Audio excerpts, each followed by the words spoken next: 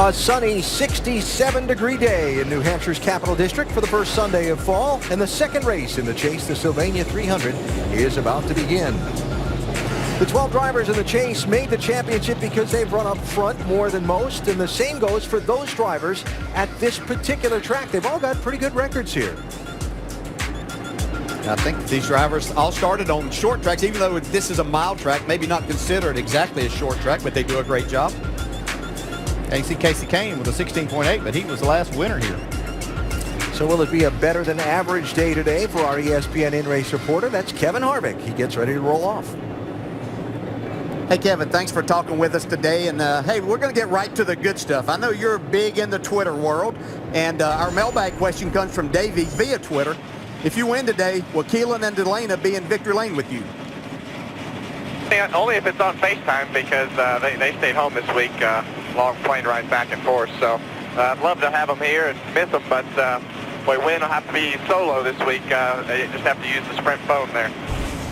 Well, I know you would take that also, and they would be proud. Hey, Kevin, I watched part of the final practice yesterday and talked to a number of people in the garage area. They seem to think that this number 29 car is one of the cars to beat today. What's your thoughts as you go into this race? The Chevy has been really good throughout practice, so you know this deal here, though. It's one of those things where you got to get the track position and you got to keep it, have the strategy all fall your way. So if we can do that, I think, we have plenty of speed in the car, so we'll just have to see how it all plays out. All right, Kevin, thanks for talking with us. Now the man that's going to help you get that pit strategy is on your pit box, Gil Martin, and Andy's going to talk to him. Hey, Gil, it's Andy up in the booth. You guys have had a lot of success here, you and Kevin both. Have you got some of that old magical setup in that car, or you got something all brand new? No, Andy, the one good thing about coming to Loudon is the fact that Goodyear hadn't changed their tires in a couple of years. The track surface hadn't changed. And we've got a pretty good foundation of a setup that we're working on. So you just kind of try to dial in the center and get up off the corner, and that's all you can do here all day. Yeah, well, the strategy is going to be important. Do you have a good plan on how you're going to do that? Are you going to change 4 tires a lot today, or we see a lot of 2-tire? I think you're going to see a lot of both, Andy. This competition caution on lap 40, you'll probably see a lot of 2-tire changes. And everybody's going to try to space out those 4-tire changes to optimize that last pit stop. Okay, Gil, you and Kevin have a good day, and hope you have good luck. Thanks for talking to us. All right, Andy, thank you. And Gil leading my next topic, which is there will be a competition caution at lap number 40 in this race after some overnight rain last night.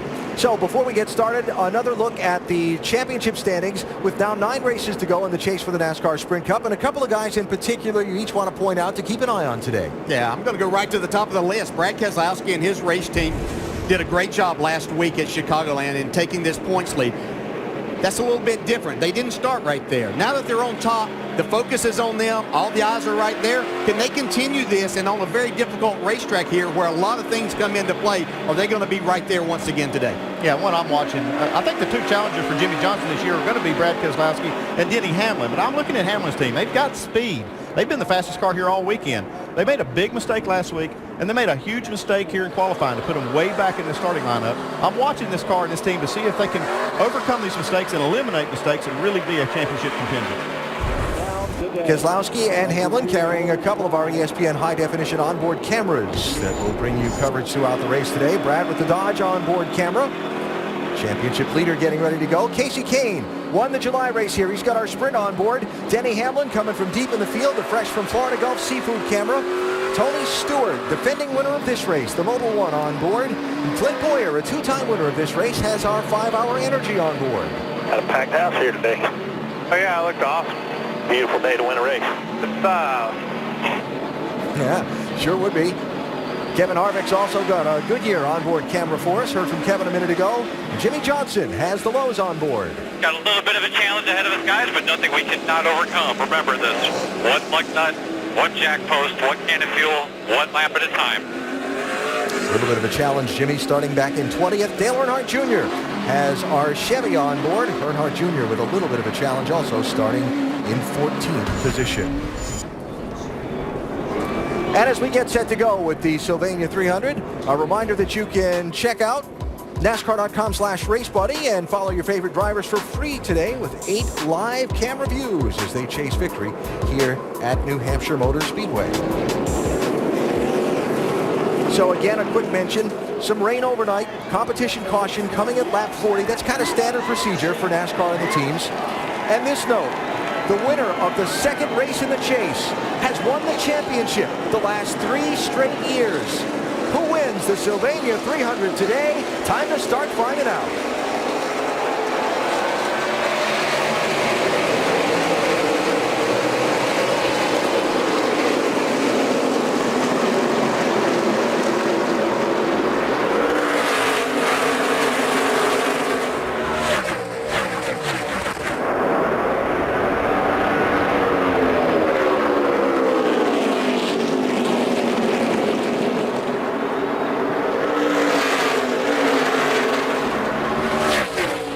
Jeff Gordon will lead lap 1. Tony Stewart 14, Kyle Busch 18 for second, side by side.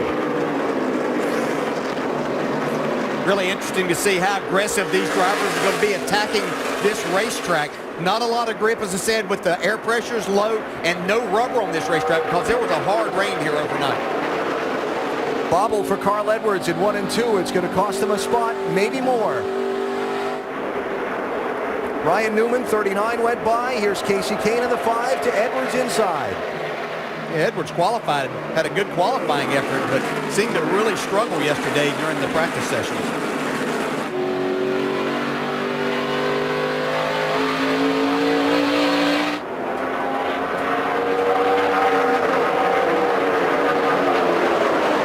Clint Boyer, 15.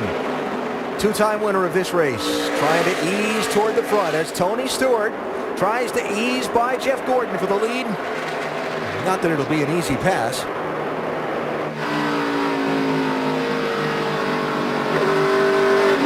I see Gordon trying to get back to the gas there.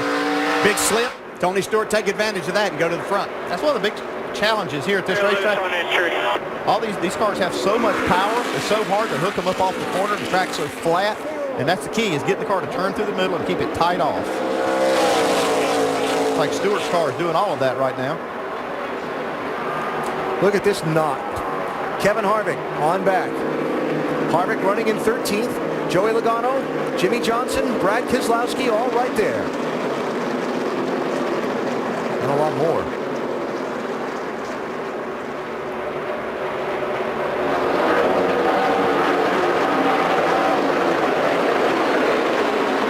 Entering these corners are very difficult, carrying a lot of speed down in. You use a lot of brake initially. You need to get off of it and let it roll. But being that inside car, you have to be extremely careful of getting loose and then crashing yourself or the car that's on the outside of it. There's a little bit more banking in that second and third lanes. But you can see that short distance around the track is kind of appealing. You see a lot of cars trying to go for that. Little being the key word there. A little bit more banking. Yeah, a little bit. Dale Jr. moving up a spot. 88 car cracking the top 10.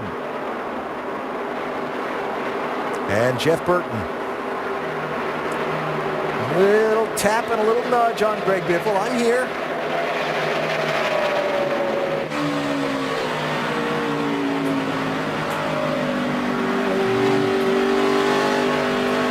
This will show you just how difficult it can be to hold that bottom lane trying to make a pass here in New Hampshire. How bad I screwed up the front of the car, but I hit the 31 hard. He checked up early, and I hit him. We'll look at it. Well, that's difficult, too, early on. Yeah, I don't know what kind of damage it did to the 29 car, but you can see the damage to Jeff Burton's 31. Didn't seem to affect Burton, though, getting in the corner and getting that shot. This has been one of Jeff Burton's best racetracks. I'll be surprised if he doesn't have a good run today. Greg Biffle slipping back a little bit here in the opening run. Biffle, a former winner at this track, as is the man trying to pass him, Joey Logano. Yeah, and I mentioned Carl Edwards struggling. It seemed that all the Fords were struggling in practice yesterday. Just couldn't find what they needed for speed and longevity. Yeah, it was kind of funny. All the Toyotas seem to be fast. Here's one of them trying to make a move now. See Kyle Busch trying to make a move on Jeff Gordon. All the Toyotas were fast in practice, and it seemed like all the Fords were not, and the Chevys were kind of right there in the middle. And a Chevy leading right now, though.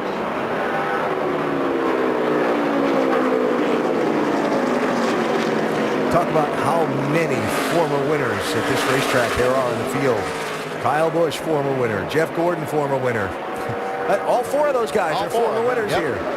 How about 24 car early on, Vince? Doesn't look so good.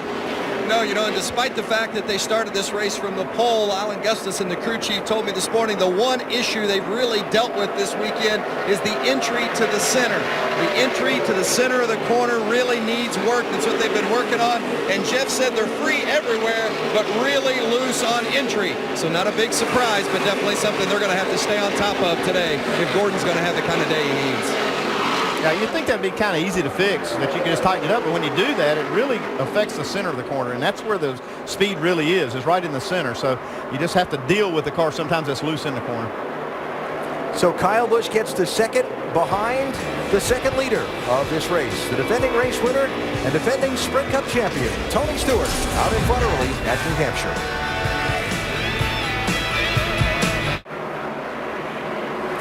Tony Stewart, the early leader here at New Hampshire today. Which driver do you think will take first out of this week's top 4 qualifiers?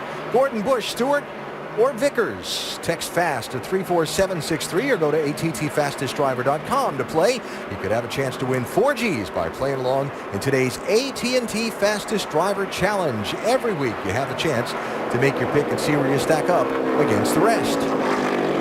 Tony Stewart leading. Looks like he's picked up a little passenger. Got a little trash on the grill. I'm sure they're keeping an eye on that temperature. So far, no issue. They've got quite a breeze out here today, and they'll get a lot of stuff on the racetrack, whether it comes from the pit area or up in the stands and gets through the fence area. So they'll have to keep an eye on this throughout the day for all the race teams.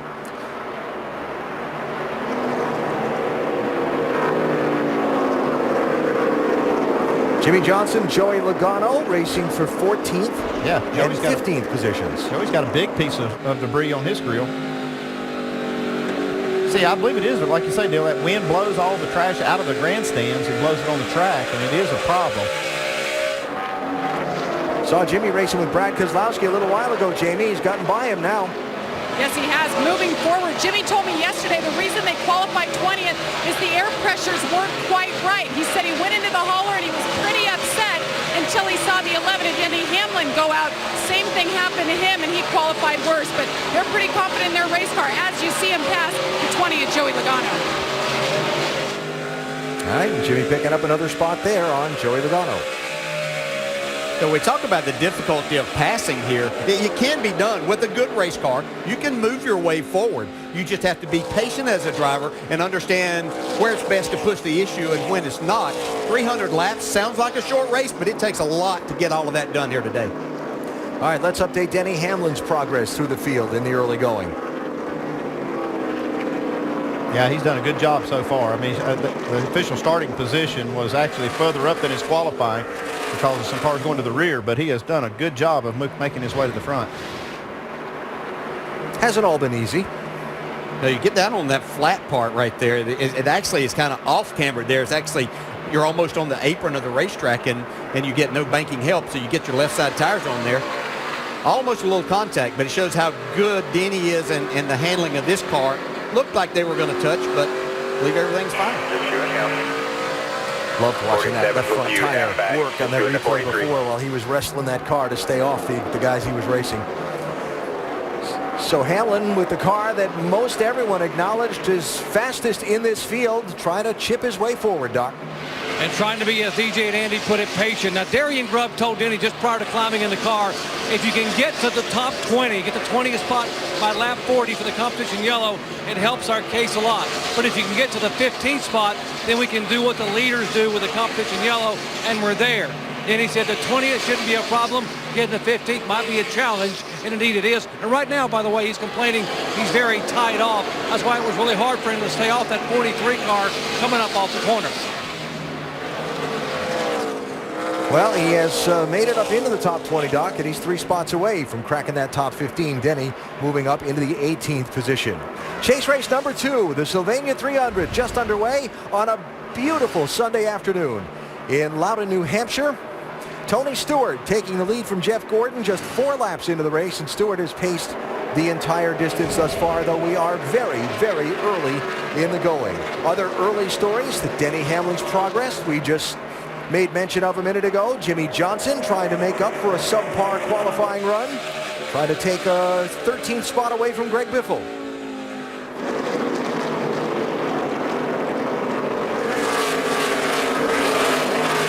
That right there is what you have to have your car to be able to do. We talk about making passes. You could see Jimmy Johnson's car right in the center of the corner, how it rotated and able to get back in the throttle and get the drive off that you need. You have those two things going for you, you can do a lot on this racetrack.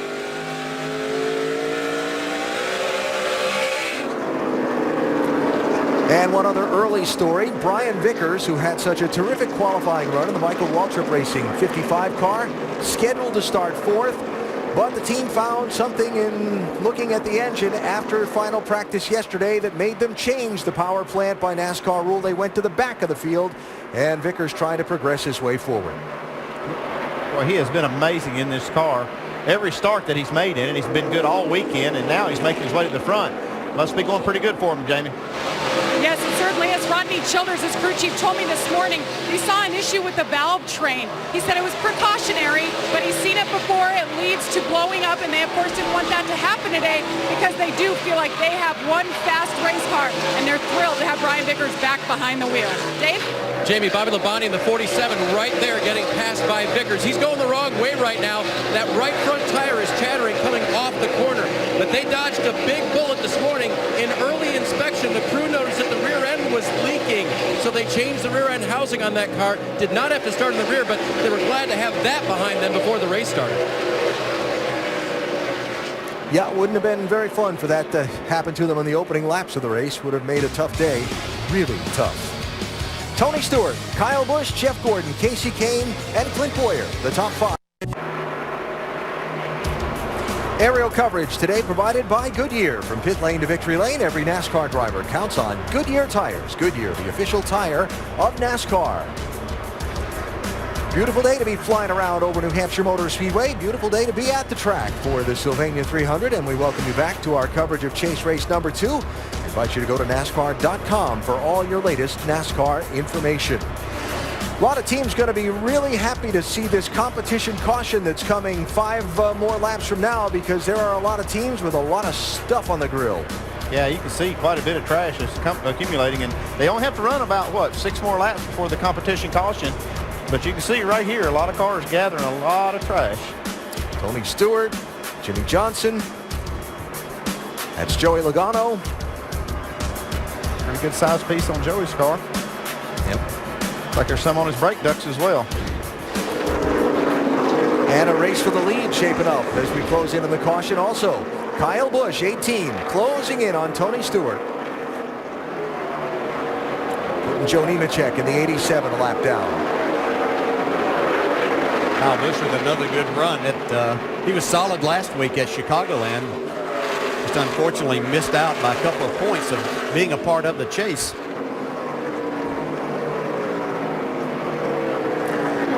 But any questions any of us had about whether they could move past what happened in Richmond and compete to win races, they certainly answered last Sunday in Chicago and again here today. Yeah, and I would expect nothing less from the driver's side of that with Kyle Busch, no doubt. All right, yes, I'm loose in, but I'm really starting to have to stop the car, get to the center because I'm getting real tight. I don't know if that's what's turning my loose off. Maybe, I don't know, then right there I hit it and both ends so good. Done for. Yeah, here, while he was making those comments, it sounded like he maybe found a little something, and I'm watching his lap times. They seem to have picked back up. He's actually closed the gap a little bit on Stewart's lead. So Jeff Gordon running in 3rd, less than a second behind the top 2. Denny Hamlin. Doc's report a little while ago was that if they could get into the top 15 by the competition caution, it'd make their strategy a lot easier. Well, he's done it. Yeah, he's almost got to the top 10. Yep. That right there put him in 12th.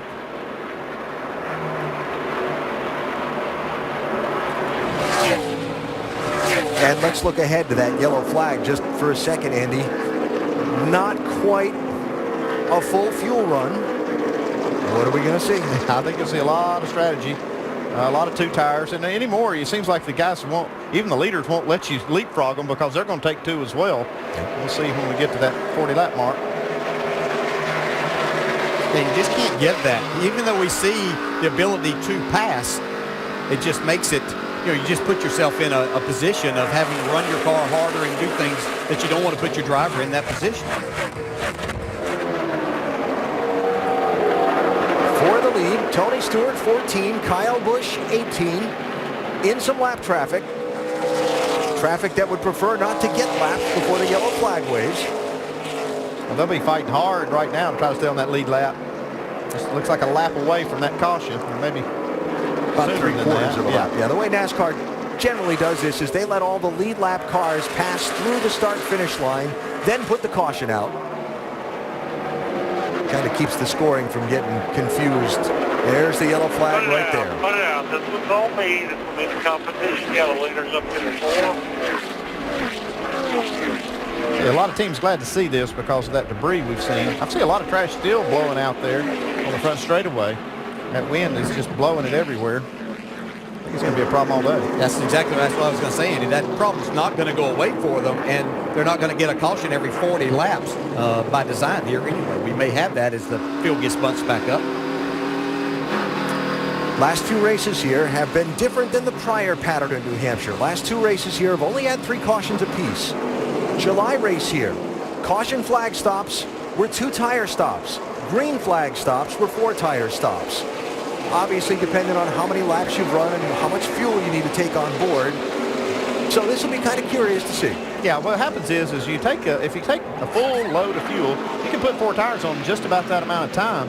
So that's what happens with these green flag stops. They've already run their tanks dry. That's why they're coming in. So they can just go ahead and get 4 tires. Right now, they're about a half a tank, maybe just a little over a half a tank down.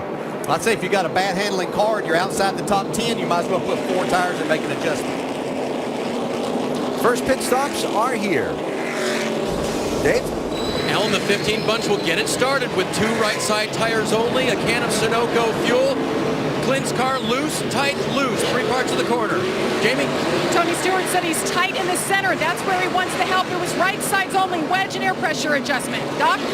Casey Kane tight in the middle, tied off, 1 round down right rear, air out of the right front. Vince? Right side tires and 1 round in the right rear for Jeff Gordon. Loose on entry, tight in the middle. Gordon, it looked like, was the man off pit road first, just beating Kyle Busch. You got it, Vince. The ability to pick that #1 pit stall by winning the pole and qualifying. Paying off for Jeff Gordon, getting him back to the #1 spot after the first round of pit stops. Barely. Look at that. Gordon, Kyle Busch, and Tony Stewart.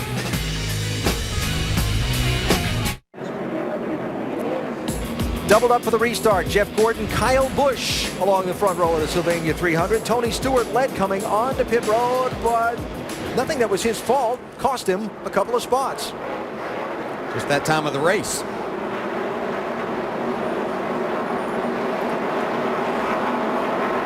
Andy, you got to do better with your coloring than that.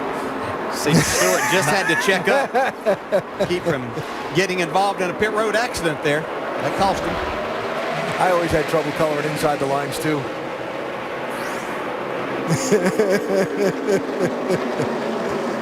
Kyle Busch around the outside. And he's going to clear Jeff Gordon. Kind of easy looking. Casey Kane, 5 outside of Tony Stewart, 14. Winners of the last 2 races here, Stewart and Kane.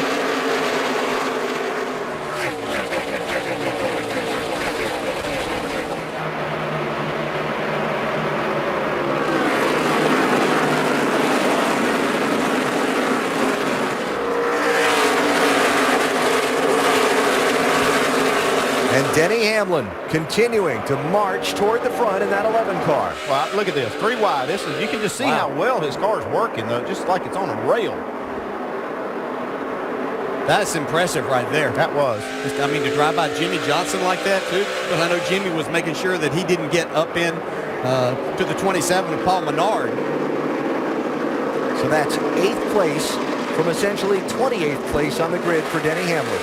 Not even 50 laps in. On a track that's almost impossible to pass See, he's proven that theory wrong. Yeah, isn't he? yeah, he's done that before, though. He did it up here in the last race. Yep.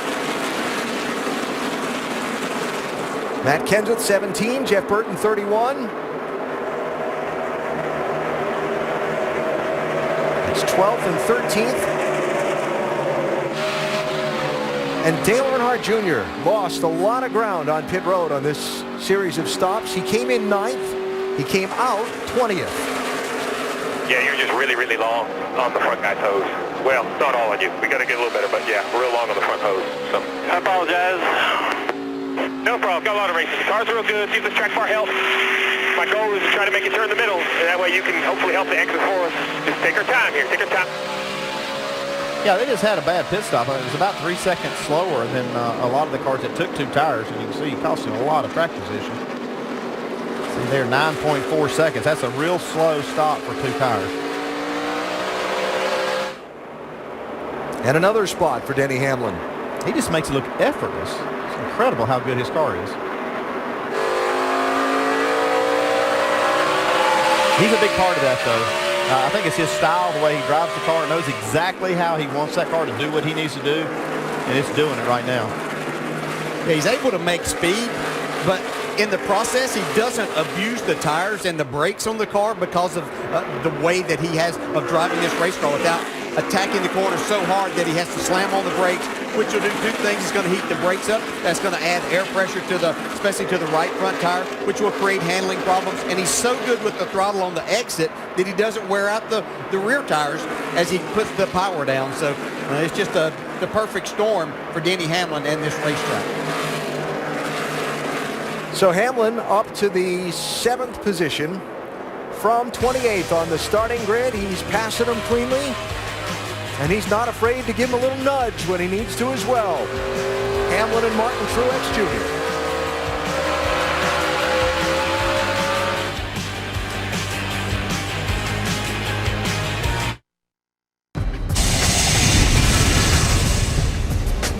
My goal is to get to the top 10 by lap 100 and race our way there from that point. Well, if you're Denny Hamlin, you got to love it when a plan comes together, because not only did he get up into the top 10, he's moved his way all the way into the top 5. And we're not at lap 100 yet. And he's still not done. He's still passing cars. Marching forward is Denny Hamlin. Remember, the team made a mistake on Friday during qualifying, forgot to set the air pressures the way that they needed to be for qualifying, which is different than where you'd start them for a race run significantly. And it cost Denny Hamlin to only qualify 32nd fastest by a couple of other cars dropping to the tail. He moved up to 28th in the starting grid. Now he's in 5th and working on Tony Stewart for 4th. Now, I haven't seen many cars or drivers give him a lot of trouble on these passes. I guess I ask you, Dale, when you got a guy coming up behind you that's this much quicker, do you just let him go? You don't race him? There's really no reason to try to hold him back, because you've seen in practice, saw him here the last race, just like Tony Stewart right there. Hey, go ahead, have this spot. I can't hold you back. It's only going to create a problem if I try to at this point in time. Now, later in the race, they'll be much more difficult, but the chances are he's going to be out front later in the race.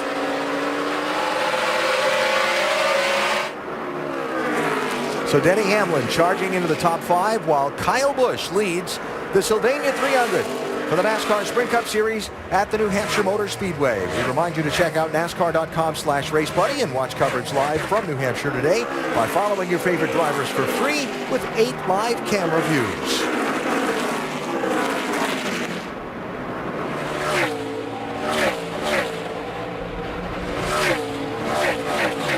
Good look at your top 10 coming through there. Here are Clint Boyer in the 15 and Jimmy Johnson in the 48, fighting for 7th and 8th places. I think Jimmy's got a great car today, but it didn't look all that good to Denny Hamlin when they were racing each other, but he's making passes here, moving his way forward. Yeah, I'll call it a really good car if we're going to call Denny's great. Okay. Jimmy's really good as he takes his spot away from Clint Boyer. Boyer, I've been watching him since the restart. His car, not quite as good. It doesn't seem like it's what he was on that first run, Dave. Not great, DJ, right? Not great compared to the 48 right now. He talked about his car being tight in the middle of the center, so he got an adjustment, and by golly, right now, it is loose. Jamie? Well, Jimmy Johnson told me pre-race he needs a target, and today his target is that 11. Well, now that Denny Hamlin has passed him, he has his sights set on him.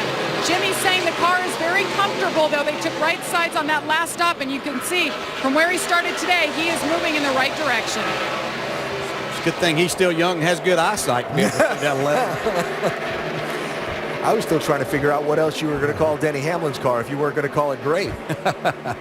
Yeah, so you got Denny Hamlin's car is great. Jimmy's is good. Really good. What's Boyer's? Okay, maybe? Yeah, okay right now. But I think Boyer will make his better. And I was going to say early on, this racetrack is still going through a change with getting rubber back down. So you have to be careful on that first pit stop to making adjustments, not trying to go too far because things will continue to change a little bit. Yeah, I know Kyle Busch is leading, but Denny Hamlin has been the story. In the opening 65 laps of this race, Brad Keselowski, championship leader, coming in, really hasn't made any progress in the race so far. Yeah, I spent some time with Paul Wolf this morning. They were making some changes on the car. Said they were going back to some stuff more traditional for them or more conventional. They tried a few things in practice that weren't really measuring up. But it doesn't look like it's, I mean, it's not bad. It's just not, they're just not making any progress like I thought we would see out of them today. But one thing I like about this team, and I see them do, they execute so well that they're never out of it. I mean, they're going to find a way to claw their way back into this race before the end. And a long way to go in this one. Brad Keselowski only picked up essentially one position in the opening 66 laps of this race. Kyle Busch is in the number 1 position here in New Hampshire right now. The fishing fleet has served us well this weekend, and after a weekend of knocking down some of New England's finest seafood, NASCAR Sprint Cup Series drivers are out on the New Hampshire Motor Speedway Magic Mile, going hard. Denny Hamlin has been the story of the race so far, from 28th on the grid up to the top 4, less than a third of the way into the Sylvania 300 here at New Hampshire Motor Speedway. And a great look down on this mile track from our aerial coverage provided by Goodyear. From pit lane to victory lane, every NASCAR driver counts on Goodyear tires. Goodyear, the official tire of NASCAR. Let's reset the front of the field and get some updates on the lead cars as we go up to speed. Kyle Busch being covered today by Jamie Little. And Alan, I talked to his crew chief this morning, Dave Rogers, and he told me now that they're not in a chase, the pressure is off. So their goal, outpoint every chaser in the field. I know that seems lofty, but they're very confident in their race cars. They're out to win races. They're not worried about anything else. And so far, they've been running up front. Car is good, Doc. And speaking of good and getting better, how about Casey Kane, who won here in July? Kenny Francis' adjustment, air out of the right front, going one down on the right rear, and now what was a very tight race car is a very loose car, uncomfortable loose, but it's very fast. Vince. Jeff Gordon still fighting the tight on throttle condition. He wanted his spotter, Eddie DeHaan, to give him a bird's eye view of where the 18 is better than him. And DeHaan told him, you're better than the 18 off 2, but he's rolling a lot of speed into 3 and beat you center off 3 and 4. So always keeping an eye on the competition, Doc. And story of the day, we talked about Denny Hamlin wanting to be in the top 10 by lap 100. He got there by lap 55. And folks, he is still moving in now in the 24 car. And guess what? The car is still tight. It's not as good as it actually could be. And that's scary. Jamie. Steve Addington brought a brand new race car here for Tony Stewart. They even took it and tested to try to be better than they were here in July. They learned a lot of things, and so far it's been a success. He just wants the right rear to work a little bit better. He's loose in and off and just a little tight through the center.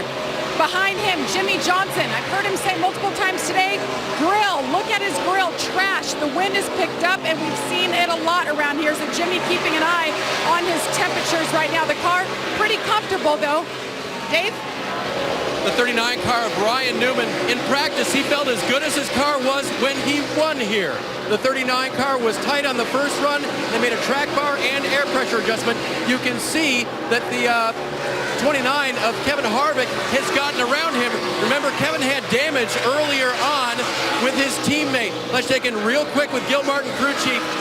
Gil, we saw the hit earlier. Has the damage affected Kevin's run at all so far? Well, I mean, these are two-piece noses, so it is cracked open a little bit. If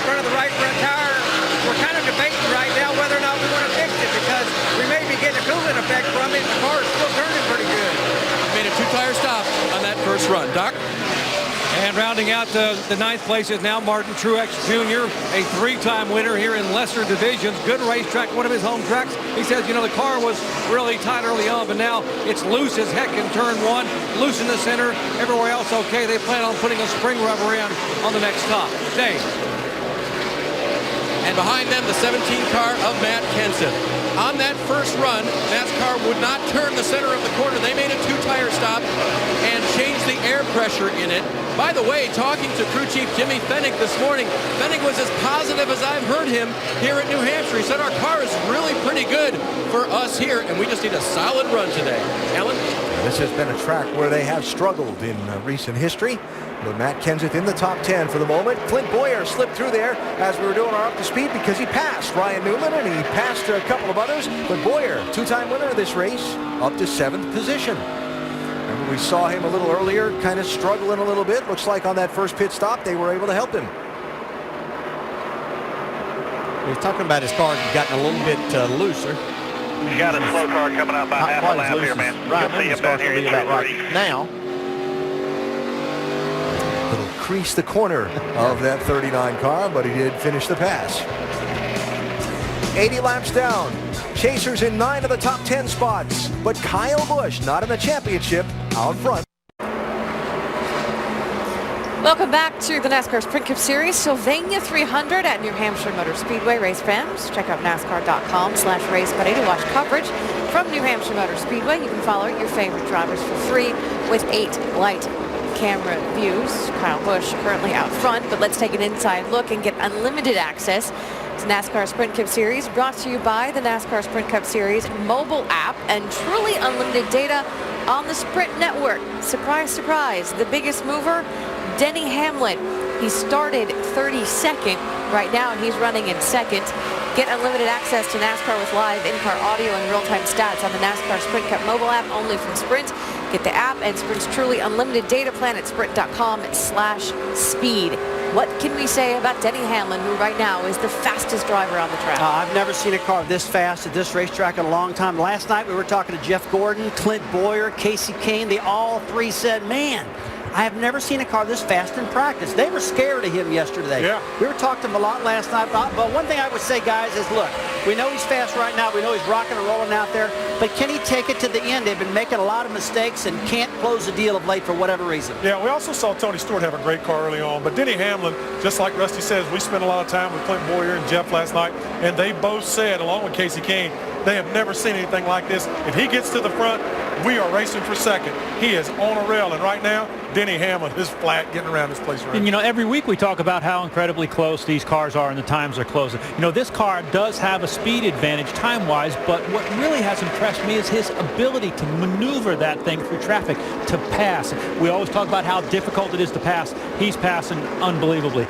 What a run. You can join our conversation on Twitter, which leads me to introduce Marty Smith. He's monitoring what you're saying with our chase chatter, and I know a lot of people just like us, they're talking about Denny Hamlin as well. Indeed they are, Nicole. Everyone is talking about what Denny Hamlin is doing today. At Nursing Holly says he did guarantee a win, didn't he? He did. And another one that stood out to me is from Matt D. McGrew. We'll know what kind of car Denny Hamlin has when he reaches the top 5. Well, he's made it, and he's picking them off one by one, just past Casey Kane for second place. I spoke with Darian Grubb this morning, his crew chief, and I asked, what championship aspects do you see out of Denny Hamlin right now? You won a championship with Tony Stewart in 2011. He said it's very simple, maturation. He's matured so much in his ability to handle adversity, and it has permeated this entire team. Rusty, you've won a championship at this level.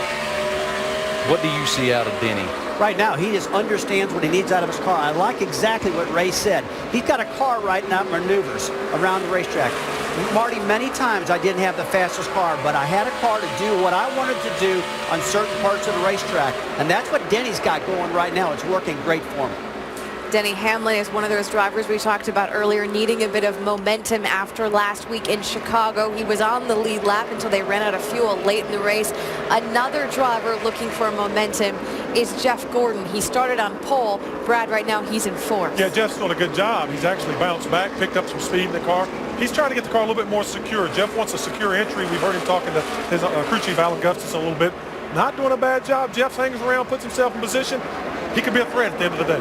Yeah, and, you know, we know that nothing breaks momentum like concrete. So he got pricked with concrete pretty hard last week. But he and Alan Gustafson, the team, rebounded and being on the pole. They've got a good, solid top 5 car. Yep. You know, they're certainly one adjustment away from really getting better. Oh, and look what's happening there on the left, Alan.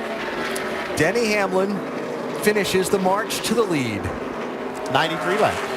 That's what it is. So he wanted to get into the top 10 by lap 100? Yeah, he didn't set his sights nearly high enough. That wasn't the same guy that guaranteed a win last week when he got out of the car at Chicago. And I've heard a lot of people talk about that. What do you think about him saying he was going to win? Well, I wouldn't expect him to think anything less. I mean, he led 150 laps the first time up here. Didn't win the race because of a pit strategy deal. So I don't think there's anything wrong with saying that. That's exactly what they come up here to do, win. Old cliches get to be old cliches by being true. He can talk the talk because he's walking the walk. That's right. I mean, just getting it done. He's walking the dog right now. Yeah, if I had that car and his ability, I'd be talking a lot too. You did a pretty fair job yourself. Denny Hamlin, 28th to the lead before this race is 1/3 through. Can anyone slow him down? Well, the guy that leads the most laps a lot of times here doesn't win. Mountains in Mountain Washington nearby, and in the Capital District, in the foothills of those mountains, the New Hampshire Motor Speedway, where a huge crowd has turned out on this first Sunday of fall to see the NASCAR Sprint Cup Series in the second race in the chase for the NASCAR Sprint Cup. Denny Hamlin, the story so far, marching from deep in the starting grid to the front before this race got to its 1/3 mark. Now, while Denny has been marching forward all race long, Tony Stewart, who led the early part of the race, has been sliding back in this segment, Jamie. Well, he's been saying the same thing, that he's loose in the tight middle. He said it's getting a little bit better now, but they're going to need to adjust on this car if they want to get him back to the front. He said he needs that right rear to work a little bit better, and on that first stop, they did make a wedge adjustment in the right rear, so we'll look for more of that on this next stop, Alan. All right, Jamie. Yeah, that's a tough thing to fix. He may have to work with his brake bias a little bit on that loose end if they're going to correct that, helping him turn in the center a little bit, because normally if you make it turn in the center, you'd be a little looser in and off. Yeah, I think if it was me, I would want to fix that part of the center of the corner, because that's where the speed is, and just have to deal with the loose end. I'd be too afraid to work on that part with the chassis. Like you said, the brakes might be a good place to go there. Next opportunity on pit road coming up very shortly here at New Hampshire. And a reminder while we wait on those pit stops that later on tonight, the AAA Texas NHRA Fall Nationals final eliminations, 8:30 Eastern Time on ESPN2. And then next weekend, the NASCAR crowd is on to the Monster Mile in Dover Nationwide Series, Saturday, 3 Eastern on ESPN. And race 3 in the chase for the NASCAR Sprint Cup, telecast presented by GoDaddy.com, 1 Eastern next Sunday here on ESPN. And I wasn't kidding when I said those pit stops were coming up soon, because there are some cars beginning to work their way onto the pit lane. Jamie McMurray, Juan Pablo Montoya, David Ruderman, and Landon Castle have all come in. None of the front runners have as yet come in for their stops. That's Joey Logano, top of the screen, working his way onto the pit lane.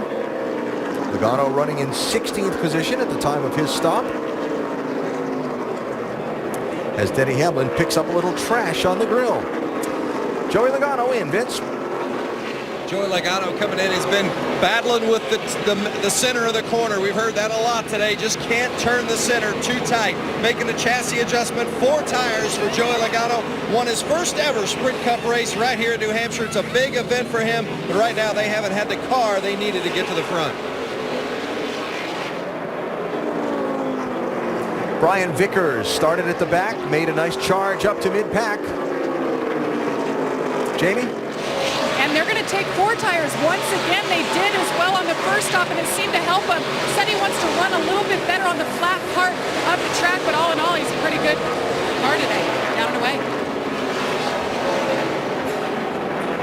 Paul Menard was running in the 14th position. His car was freer on this run. They will make an air pressure adjustment. Right behind him, Dale Earnhardt Jr. restarted 20th, went nowhere. His car was very, very loose. They're going to go back on the track bar adjustment and do something else for the center of the corner for Junior. Vince? Greg Biffle in that 16, still just a hair tight in the center, but it's loose in 4 tires, a track bar adjustment, and air pressure for Biffle. Jamie? Well, they told Kyle to wait until the 11 pitted, but you see the 11 is just now pitting. Kyle Busch wanted more lateral grip, wanted his race car to be a little bit better to try to compete with Denny Hamlin. Denny Hamlin in from the race lead. Coming to the attention of his crew. Doc? And believe it or not, Denny Hamlin says the car is still very tight in the middle and tight on throttle. He can't get back in the throttle like he wants to coming up off the corner, and yet he's almost 2/10 quicker than anybody else. It'll be a 4-tire change this time. A little bit of an air pressure. They're going to make a chassis adjustment in the left rear. They were talking about it. Now they've waved it off. Left side tire full on Sunoco fuel. Vince. Jeff Gordon really not happy with his car toward the end of that run. Said it's just too tight on throttle and no drive off. 4-tire change and a round in the right rear for the 24. Doc. Casey Kane talking about a track bar, half a turn, 4 tires and fuel. Here he comes to a stop in the 5 car. Kenny Francis and company talking about Casey being loose in the center, but turning well at the other end of the racetrack. Track bar adjustment, talking about the air pressure left side tires going on. Now a major adjustment is going to take place as Casey leaves on the 56 car, Martin Truex Jr. Right rear air pressure up. They're going to put a rubber also in the right rear, spring rubber, because he said the car is so loose in turn 1 and loose in the middle, he can't even drive it in without about halfway spinning out. Jamie. And you saw Jimmy Johnson stayed out there and led a lap. He got that extra point as they go to work on the right side. Jack Knaus telling him earlier on, great work, just take care of your equipment. You see it's going to be a 4-tire stop as the second can of fuel goes in. Car has been comfortable. Matt Kenseth, not yet having pitted, is the race leader. He's going to hit the pit lane this time. Brad Keselowski also going to stay out. Looks like try to lead a lap to get another bonus point for the championship, Dave. Love those championship points. They will pit now for 4 tires. This run, the biggest issue was loose off the corner.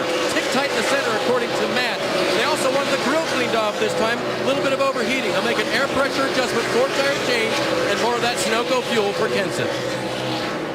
So bonus points toward the championship on this round of pit stops for Casey Kane, Jimmy Johnson, Matt Kenseth, and Brad Keselowski, who otherwise had not led so far today. And now here comes Brad giving up the lead, and that will hand the top spot and complete the cycle back over to Denny Hamlin. Long way down the pit lane for Keselowski, Vince.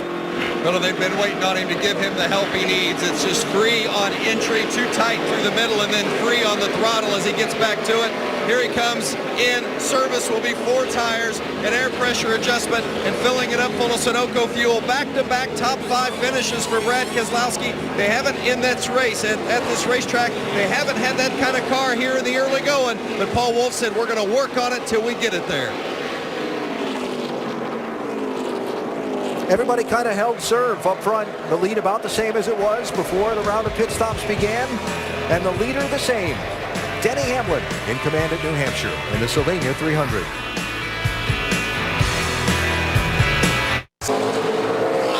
Back in New Hampshire, we check in on how our drivers are doing today in the AT&T Fastest Driver Challenge from the top 4 qualifiers. Kyle Busch is running closest to the front. Nice job by Brian Vickers after having to go to the back on the start. He's made his way back to mid-pack. And we remind you to text FAST to 34763 to play the AT&T Fastest Driver Challenge, or do so by visiting AT&TFastestDriver.com. You could have a chance to win 4 Gs just by playing. Vickers trying to get 16th place from Jeff Burton, Jamie. And he goes right past him. It was a 4-tire stop, made an air pressure adjustment there just to help him out a little bit, but the car has been good. He just had his hands full all day, having to drop to the back. Now, I asked Brian about his future plans for next year, and I also asked his crew chief. Brian said he has options, but nothing to announce. Rodney Childers, his crew chief, told me they plan on having Brian back in the car for at least 8 races next year, and he also said Joe Gibbs Racing has been talking to him about possibly a nationwide ride next year, Alan. Brian Vickers doing a great job in that Michael Waltrip Racing Toyota every time he's been in it this season so far. Brad Keselowski, championship leader, starting the race.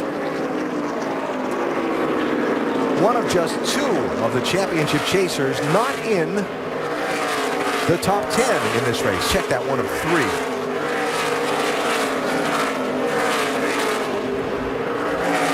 Denny Hamlin putting Sam Hornish Jr. a lap down. Sam with that tough task this weekend. He raced in the Nationwide Series race yesterday in Kentucky, started this race without any practice or qualifying time in that car. Yeah, his pit crew's getting it done, though. They're third on our Fast 5 board from those 4-tire stops. Denny Hamlin's crew, though, you can see why he's got so much confidence coming into a race like this. They get it done week in and week out.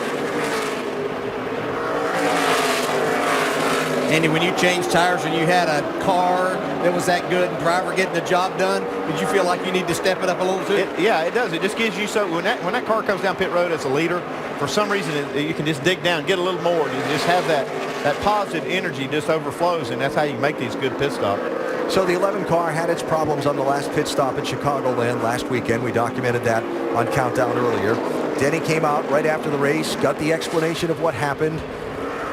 Opinion from here, how he dealt with that, not only to his crew members, but to the rest of the world, was a big statement on where Denny Hamlin has come in the last few years as a driver. I think absolutely. A couple of years ago, we would have seen a different Denny Hamlin and a reaction from him, probably saying something negative, and that only makes the situation even worse. But I really like the way that he handled that and supported his guys. Yeah, I think Joe Gibbs is a big positive influence on this team, too. I'm with you, too, Dale. I think that Denny has handled this very well. I'm watching this team, though, to see how Darian handles this, how they eliminate these mistakes. This is a great race team. We can see just how fast they are everywhere.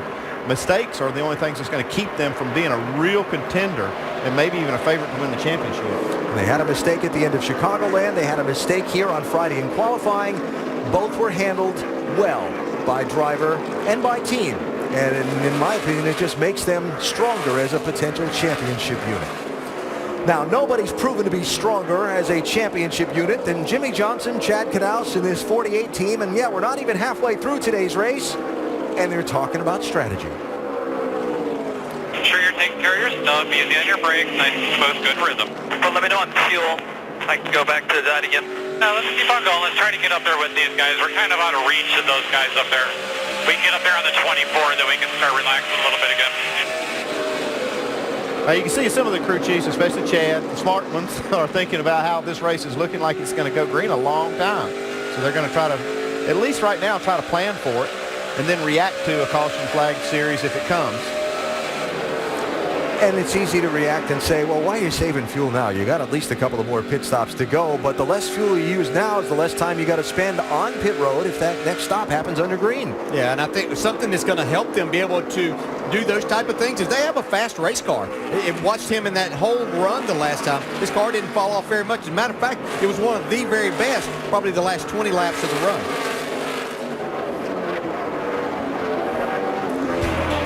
Hope everybody put fresh batteries in the calculator. You're going to need them here in New Hampshire today. The last 4 straight races at this track, strategy has somehow played into. Back live, New Hampshire. Caution out for debris in turn 3. Some of the lead lap cars pitting, some staying on the racetrack. Dave? 7th place, Kevin Harvick will pit this time. He wasn't happy with the last set of adjustments. Said they didn't do anything for my race car, so they said they were going to work on it this time. Vince? Jeff Gordon says it feels like it's got a ton of rebound in the left rear. They put a spring rubber in the right rear, just right sides. The 2 of Brad Keselowski also made a 2-tire change for Keselowski. You watch the cars coming off the pit lane who did stop. It's most of the lead lap cars, but not all.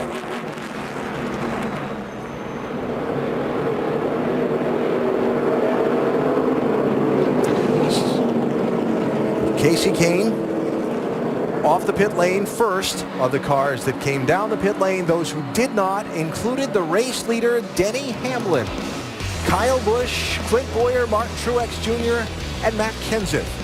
They stayed on the racetrack under this yellow flag.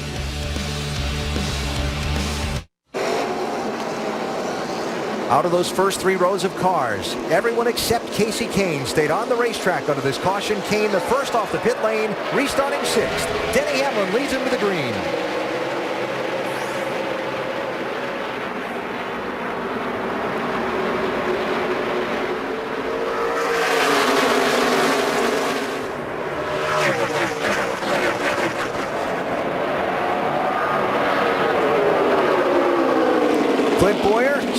Sliding into third position, clearing his teammate Martin Truex Jr.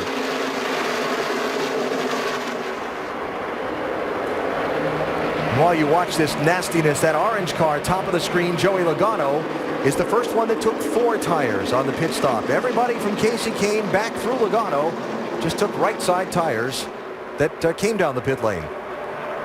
Well, most of the people that took right sides had just changed all 4 tires under green about roughly 20 laps before that. So they don't have many laps on the lefts. Yeah, as long as you get those left sides cleaned off, I felt a lot of times I could get my car up and going a lot better with just those 2 right side tires on this racetrack where it is so difficult.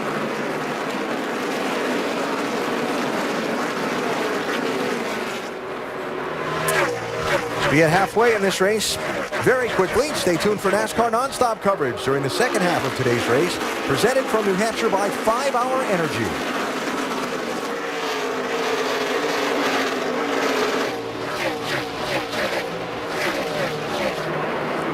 Stories of this race so far. If you haven't been with us the whole way through, Denny Hamlin started deep in the pack, stormed his way to the front to the race lead before lap 100. Tony Stewart started up front, slipped back. Now that 14 car starting to rally and regain that lost ground. A little contact there. Yeah, a lot of racing going on back here that's in kind of that lucky dog spot. You see Kurt Busch make a big move, Marcus Ambrose there. The 2 drivers that are up ahead of that, Jamie McMurray and Sam Hornish, had cleared that. I think we've seen this 14 car be good in the shorter part of the run. I think as it runs green and goes to the end, his car doesn't hang on quite as good as some of the others, unless they've made an adjustment for that. Just moved to 5th place, passing Casey Kane, did Tony Stewart. This what you were talking about? Yeah. See, Jamie McMurray got a good run. Sam Hornish a little loose there. Montoya loose. Eric Almirola was kind of getting the worst of all of that. What was that? Hand out the window there. Want to know what in the world you wanted to run into the side of me for? You had a whole racetrack.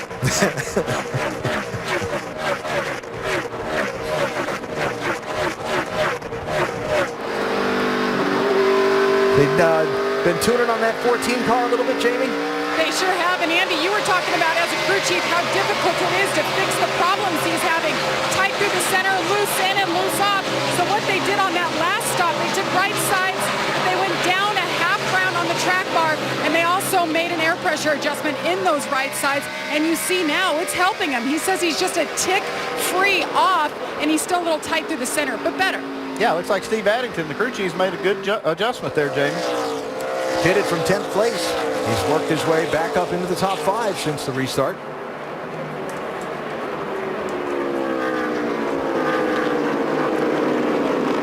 See what they've done with their pit stops on lap 42 there at the competition caution. They took 2 tires, and then the 4 tires under green, and 2 tires that last stop with that adjustment. So Tony Stewart, the defending winner of this race, after falling back in the top 10 and just outside of the top 10, has moved back into the top 5. Now, Dale Earnhardt Jr. was going to be the next car lapped by leader Denny Hamlin when that caution flag came out, so a nice break there for the 88. Yeah, they got 4 tires on that and made some adjustment, hopefully, for that. They had high hopes coming in as they ran into the top 5 in this race back here in July, so they haven't shown the speed here in practice sessions or the race so far. How about it, Dave? Made some adjustments. They checked wedge, track bar, air, and then they checked other. They removed the spring rubber from the right rear of the car. They're just not sure about the right rear right now. Junior felt like it wasn't building up the way that it was supposed to. It was mostly loose earlier, but he just couldn't go anywhere once he got stuck back in traffic. So Junior right now running in 16th position, trying to find a way around Brian Vickers for 15th. Yeah, I'm with you, Dale. I expected a little more out of that 88 car this week.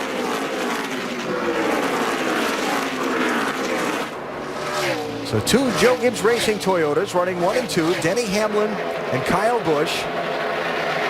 Then 2 more Michael Waltrip Racing Toyotas running 3rd and 5th. Or is it about to be 6th as Martin Truex Jr. gets passed by Jimmy Johnson? Yeah, Jimmy Johnson trying to march back towards the front here after getting his 2 tires.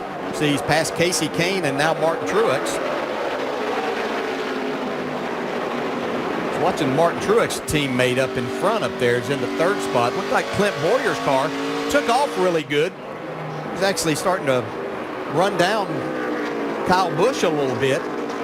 But after they got about 10 laps on the tires here now, he's kind of stabilized. I thought it looked like that the adjustments they had made were going to be enough for him to run up there and challenge. Jeff Gordon trying to regain some lost ground. Looking for ninth place on Matt Kenseth. Remember, Matt, one of the drivers that did not pit under that last yellow flag.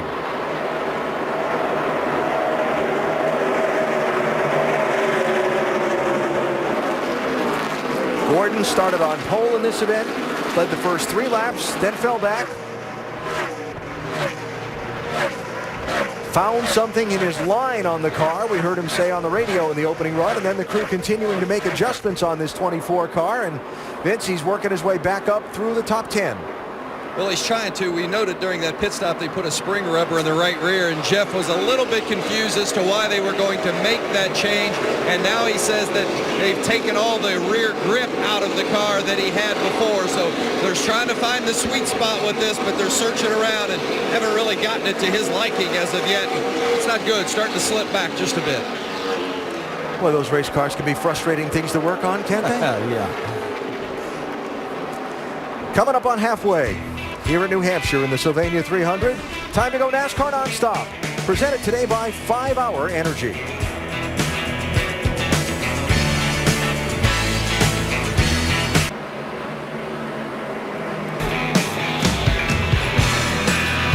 Just across halfway in the Sylvania 300 at the New Hampshire Motor Speedway, a tough 1-mile racetrack being taken on today by some pretty tough drivers. Tough guys. It's a bit of a cliche. He checked up early and I hit him. They say they're going to run over you and rattle your cage. Now tough guys means doing 190 in ungodly heat. It's no longer just about here.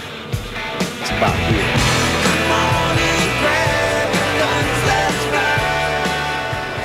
Well, no one's had a better ride today than Denny Hamlin, who started deep in this field, worked his way all the way to the front of the pack, and has already become the guy that's led more laps than anyone else today in the Sylvania 300. Hamlin out in front of his Joe Gibbs Racing teammate Kyle Busch by 1.8 seconds. There's the gap, first to second, with Clint Boyer just a touch behind Kyle Busch, riding in third position. Yeah, you can see the 48 car Jimmy Johnson coming up there also. There's Jimmy. Also had a nice drive up through traffic after starting back in 20th position. Tony Stewart, he's running good this segment, but the 5 car is starting to come alive a little bit here. Tony, the winner of this race last September. Casey Kane, winner of the last race at New Hampshire for the Sprint Cup Series back in July. I'm sure he was expecting those 2 tires to do a little bit more to help his progress towards the front be a little bit quicker, but hanging pretty tight. There's Kevin Harvick. Now, in your classification of race cars, we've had great, and we've had sporty, and we've had a good. Okay. So Kevin has been kind of in the backside of the top 10 most of the race. Where would you classify the 7th place runner? Yeah, I think he's got a good race car.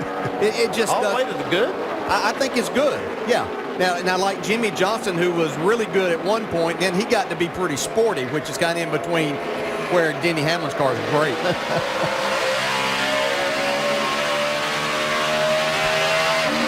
And right behind Kevin Harvick is Jeff Gordon, who might have had a car that fit all of those classifications at various times. He's gone through all the phases here so far, I think. Yes. Yeah, and right now, I think we classify him as good and maybe even sporty. He had the second quickest lap, last lap. Gordon running in 8th. Brad Keselowski, championship leader, starting the day, running in 9th position. Quiet, not a spectacular day for the 2 so far. I've had one eye on him most of the race because he didn't seem very good in the beginning part. But like I said earlier, he's just so tough. His team is so resilient. They can come back from just about anything, and Brad never gives up. He's out there driving as hard as he can. They've made some pretty good adjustments, and now I'm ready to rank his car now. Okay. He's made it good. Here comes that sporty 48 right now. He's moving towards the front, headed in the right direction. You got to like that. That's third place that Johnson has just taken over. Now, filling out the top 10, driver who restarted in 4th position when we went back racing after that last caution flag, and now he's all the way back in 10th, and that's 56 car Martin Truex Jr. Doc, what's he saying about this car? Is it sporty or something else?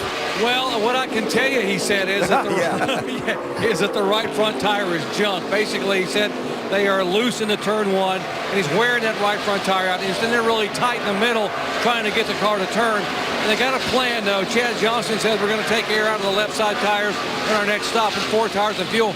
Right now, it said Martin just got to try to hang on. Really free entry, really tight middle. Not a good combination, guys. This won't go with the being left and ship off the resistance line. M4, man, you got about 25 to the stop. Running right behind Martin Truex is Matt Kenseth. He was one of the cars that stayed out as well on this last round of pit stops. He restarted 5th, has fallen back. His car was loose off, but not horrible, according to the driver.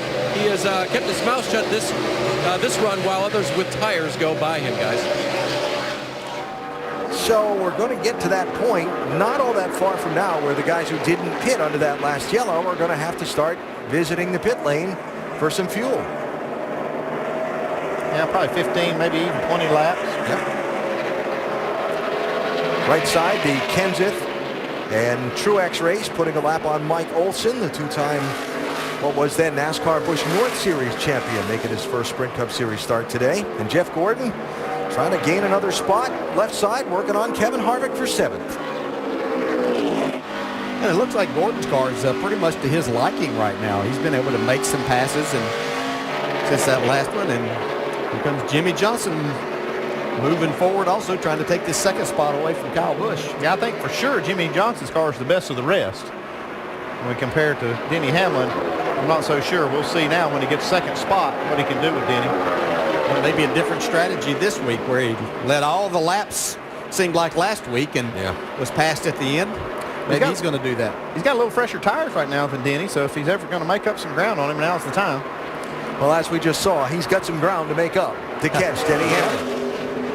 Because Denny has opened up a gap of 4 seconds over 2nd place. Time to go NASCAR Nonstop, presented by 5 Hour Energy.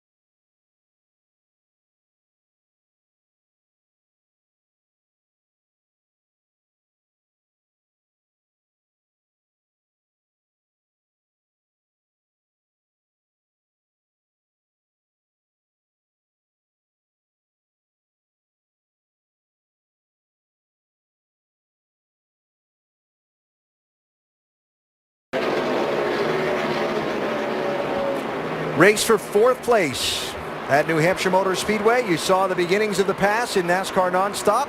You saw the completion of the pass. And now you'll see the attempt at the repass. Unsuccessful. Casey Kane getting a spot from Kyle Busch. Kyle Busch, the only driver not in the chase for the NASCAR Sprint Cup, running in the top 11 positions in this race. Denny Hamlin leading. We take an inside look and get unlimited access to the NASCAR Sprint Cup Series from the NASCAR Sprint Cup mobile app and truly unlimited data on the Sprint Network. Denny has led the most laps today and counting. Hamlin's crew is also doing their share to contribute to the cause. They've had the fastest 4-tire pit stop so far today. Get unlimited access to NASCAR with live in-car audio and real-time stats on the NASCAR Sprint Cup mobile app only from Sprint. Get the app and Sprint's truly unlimited data plan at sprint.com/speed. So you'd think from starting deep in the pack, roaring to the front, leading the most laps, all that kind of stuff, Denny Hamlin would just be a happy guy behind the wheel, right? So hard to control this thing down the straightaway. 10-4. Why, you're the man, bud. You can handle it here. Yeah, I think the way I make of that comment, he's talking about the straightaway. It looks like he's doing great in the corners. But some of these teams are doing a lot with the rear suspension, the way they steer the cars to get a lot of side force. And I'm not so sure that it's not what he's referring to about going down the straightaway, because that's some of the negative effects you get from this type of setup. Kyle Busch slipping back late in this run on his set of tires, Jamie. And it's not good, Alan. If you're down here, you can hear it. The 18 has dropped a cylinder. He led 48 laps today, was running second, and he said, guys, something's wrong. And you can hear it down here. Now, keep in mind, he's blown 3 engines already this year. This is the 4th one going bad. And remember, this team, they were just going for the win, Alan. Not a happy driver behind the wheel. Lead off all your gauges, bud. They're all fine. I would tell you if there was something wrong. I'm not stupid. That far, bud. I wasn't blind now. I was just doing it for my documentation, but we'll get off these views. Keep digging, man.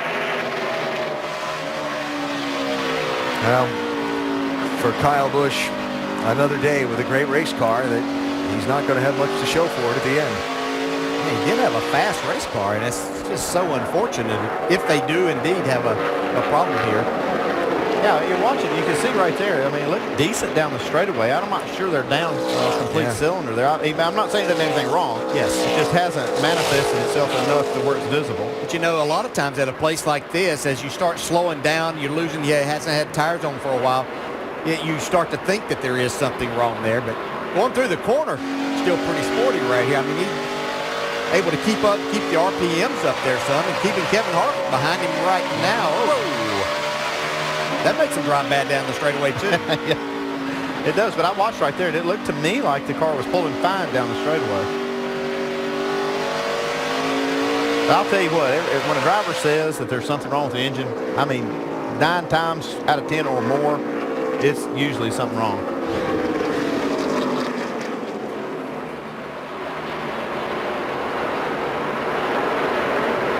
I'm sure Kevin didn't mean to do that. Just a little nudge. Racing hard. Harvick and Kyle Busch here for 7th and 8th places.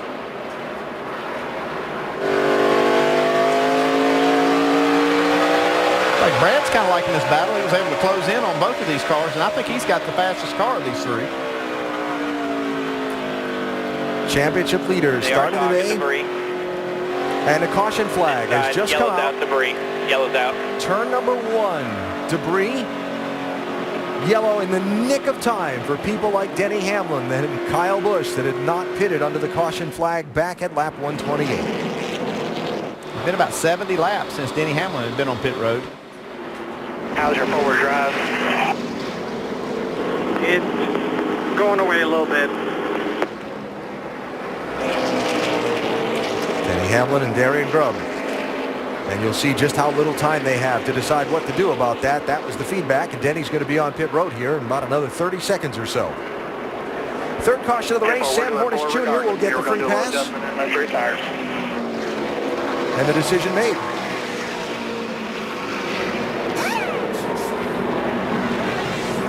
have much time to think on top of that pit box. You better have a plan. That's exactly right.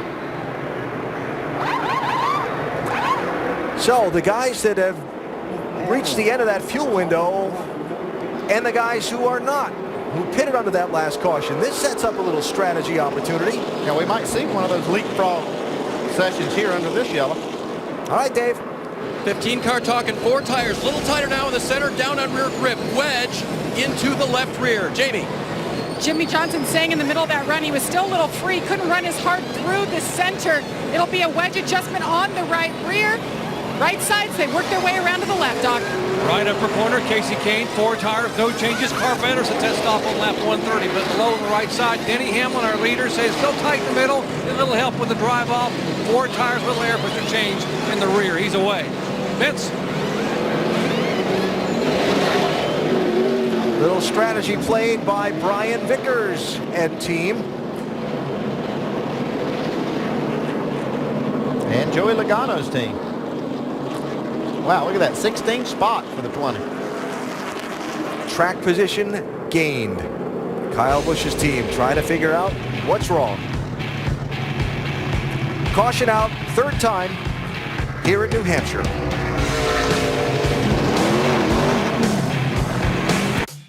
When you harness all of your power, you end up with something truly powerful.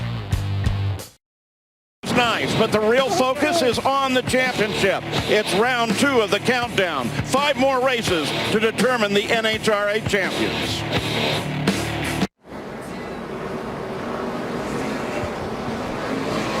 Coverage of Monday Night Football continues tomorrow. First at 6:30, it's Monday Night Countdown served by Applebee's. Then at 8:30, reigning MVP Aaron Rodgers leads the Packers into CenturyLink Field with our face surprise rookie starter Russell Wilson and the Seahawks. It's Monday Night Football, Packers-Seahawks tomorrow, 8:30 on ESPN. You can join our conversation in the pit studio on Twitter. And earlier, we asked you to tweet us your seats. Some pretty good seats out here at New Hampshire Motor Speedway. There we are on the big board.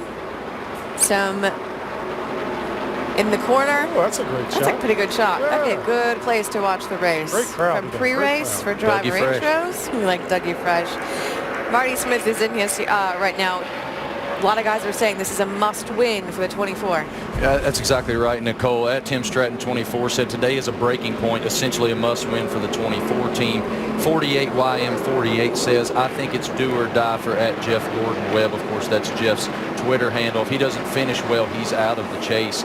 I talked to Jeff this weekend. He told me it will have to be an extraordinary effort, borderline miraculous, for them to get this done, Nicole. Well, let's see what he's got on his restart, Alan.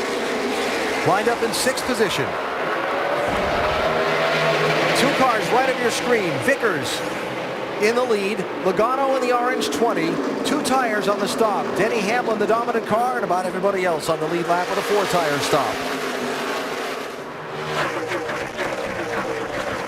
Well, what a huge run Denny Hamlin got off of turn 2. You can see he was about 4 car lengths behind Brian Vickers.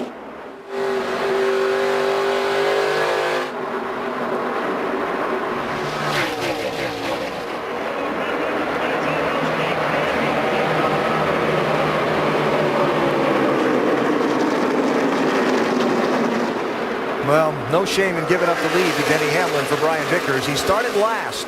They moved up from 14th coming down pit road to the lead on the stops with the strategy call by Rodney Childers.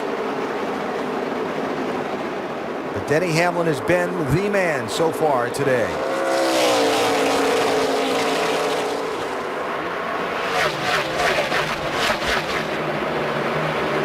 Jimmie Johnson on Joey Logano for 3rd place, 48 and 20. Tony Stewart, Clint Boyer behind him. They bang a little bit. Well, that was close. I don't know if they banged or not. But if they didn't, it was probably only because Boyer was able to give Tony Stewart a little bit of room. Tony pretty aggressive on this restart. Some damage on Jeff Burton's car. Looks like he had some contact.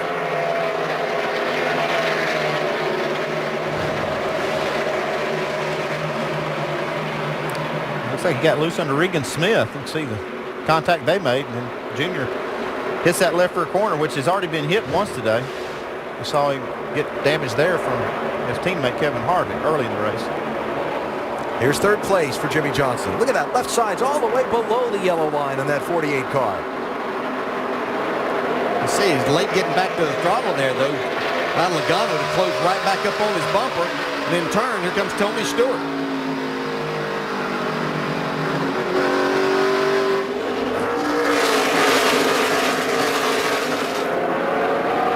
There's so many ways, different ways to drive this racetrack.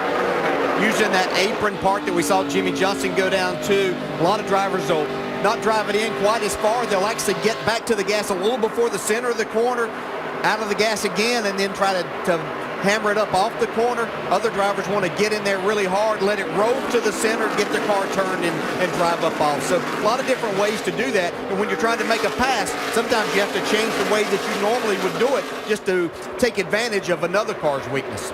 Fifth place here, Boyer 15, Logano 20. And isn't that one of the fascinating things about NASCAR Sprint Cup racing, right? Every playing field, every track is different, and the challenge to a driver and a team is different every week. So Denny Hamlin is back up front, Doc. Indeed he is, but prior to that stop, we heard Denny a couple of times say, guys, this is so hard to control on the straightaway. The crew have been talking down here about some sloppiness in the steering box. Let's ask Darian Grubb. Darian, what's the issue with the steering box and the sloppiness on the straightaway? What's the problem? It's just got a little bit of a wander feel to it. We're not sure exactly what it's doing. We've been chasing that pretty much all season with what's been going on with race cars, but evidently it must make the cars pretty fast, so we'll let him deal with it. All right, they've been chasing it, and obviously you don't mind having it be a problem when you're as fast as the 11 car is today, guys. Well, I would at least wait till it was affecting something. I mean, I know that he's talking about the comfort of the car, but as long as you get out front and lead the race, I don't care really how comfortable it is. I don't know. He's talking about wondering. I'm wondering what will happen if they get that fixed, how fast he makes it. Oh, little contact there, Paul Menard into quarter panel of Greg Biffle. Biffle looks like he's struggling once again, along with his teammate there beside him, Carl Edwards. Biffle and Dale Earnhardt Jr., who we're riding with here, the two of the 12 championship chasers that have lagged most of the day behind the rest of the group. The rest of the group for most of the race has been up in the top 10 or 11 spots, except for these two. Biffle sliding back in the early going of the race, and he's kind of run just outside of the top 10 for a lot of the day. He started 13th, and on the break just kind of never really got going in this 16 car today, Vince. That's exactly right, Alan. And Matt Pusha, the crew chief, maybe told the story early on. He said, if we're struggling on entry with loose in, it could be a long day. If we're good there, we're going to be good. But they have fought on that loose entry all day long, and they just haven't been able to make any headway on it. That's been the big difference. They made a lot of adjustments on that last stop, but it hasn't really helped them much. All right, Vince, so Biffle running back in 16th position, watching this race for spots on the backside of the top 10. Casey Kane picking up 8th position in the 5 car. He's got Newman, Keselowski, Harvick, and more right with him. Truex and Matt Kenseth also in that group.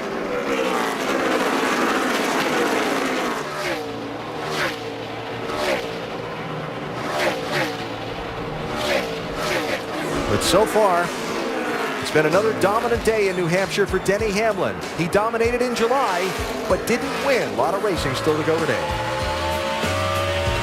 It's a perfect photo. Nice. Isn't always the one you've planned to take. Whoa, check it out.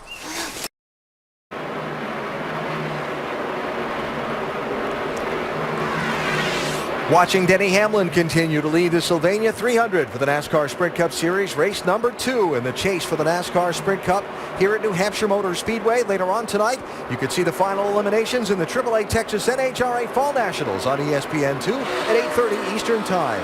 And next weekend, NASCAR's on to the Monster Mile in Dover, Delaware. Nationwide Series Saturday at 3 Eastern ESPN. Sprint Cup Series telecast presented by GoDaddy.com next Sunday, 1 Eastern on ESPN.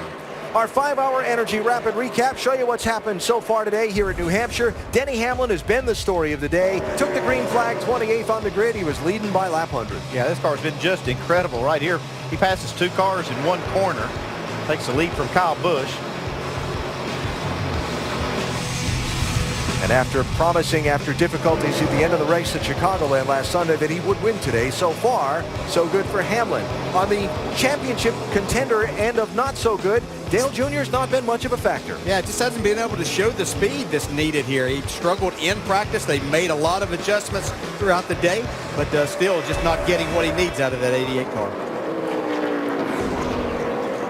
Cautions on the day have, for the most part, all been for debris. A competition caution because of overnight rain was the first one. Then the other two cautions in the race, both for debris.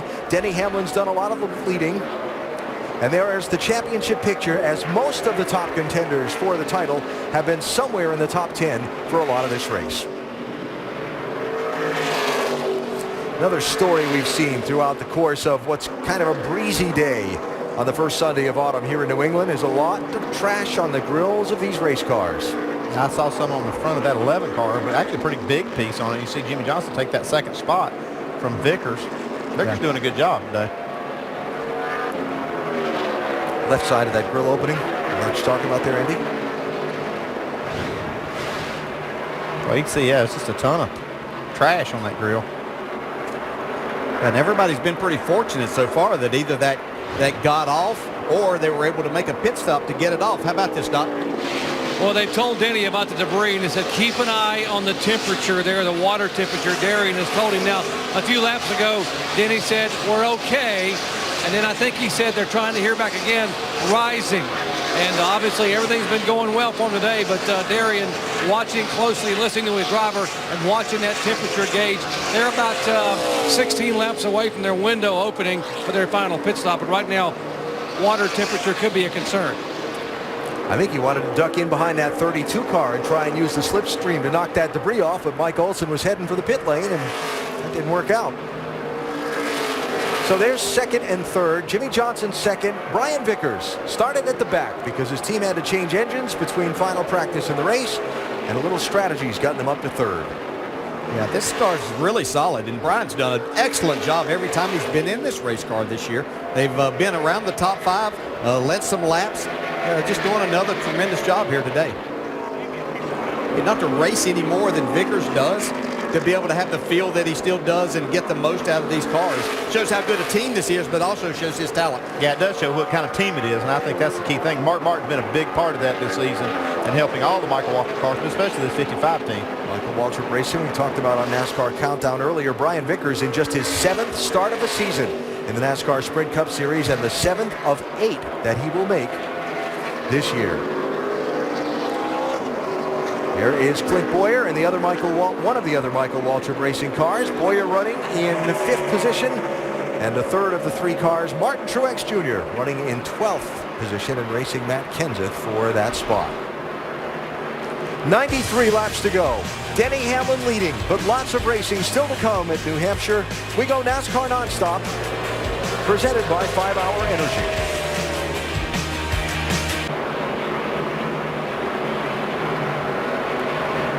Tonight on baseball's biggest stage, Adrian Gonzalez and the Dodgers try to keep their wild card hopes alive as they go on the road to take on Joey Votto and the National League Central leading Reds. It's Sunday Night Baseball presented by Taco Bell. Dodgers Reds at 8 Eastern, also available live on WatchESPN.com and the Watch ESPN app. Dodgers 3 games out in that National League wild card. Atlanta and the Cards holding those spots. What do you think? Can they get there? I don't know. It's going to be tough. Atlanta playing awfully well when you get a wild card spot. And Cincinnati already wrapped up a spot in the playoffs. Here in New Hampshire, 86 laps to go with Denny Hamlin leading. As you saw in NASCAR Nonstop, that junk that was on the grill of Denny Hamlin's car is not there anymore. A little help from his friends and teammates to get it done. And Kyle Busch struggling with this kind of a sick engine. Uses this opportunity to help his teammate. See it fly off right there before he even gets to the bumper. He turns the fan off and just tries to get up there where that low pressure area is, right behind Kyle Busch. And there goes the trash. Pretty effective stuff. And Denny Hamlin able to alleviate his own concerns about overheating and continue to lead laps here at New Hampshire. Hamlin, our Goodyear Superior performer today, started 28th, has led 112 of 215 laps. and really been the dominant driver.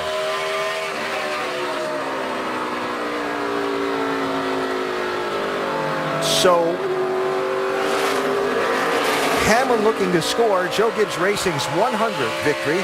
Dale, I know you scored a number of those back in your days, including a Daytona 500 win for the coach. Yeah, that's how we got him started with victories there in 93 500. But a couple of those, and Hamlin and Tony Stewart and company, and Bobby Labonte obviously doing his part with championship and a number of wins. So could be that number 100 today. So back in the July race here, Denny Hamlin led 150 laps, but a miscommunication before the final pit stop under caution saw this team get 4 tires instead of 2, get shuffled back to 14th, and despite a tremendous charge by Denny, he came up 1 spot short and finished second.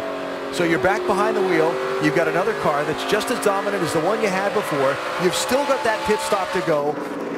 At any time, does that begin to creep into that helmet or that headset on the pit box, or is that able to just be completely shut out? Let's just don't mess it up, is what I'm thinking. That's what I would be thinking, knowing how good a car you got.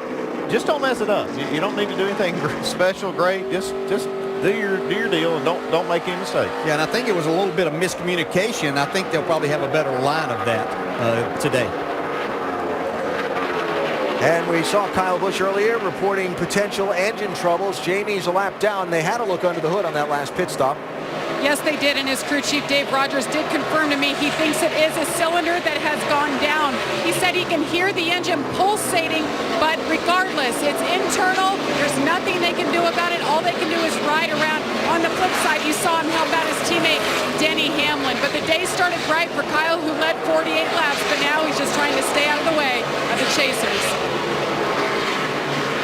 Tough day for the 18, while their Joe Gibbs Racing teammate Denny Hamlin has been dominant so far. Last round of pit stops still to play out here at New Hampshire. Time to go NASCAR Nonstop, presented by 5 Hour Energy.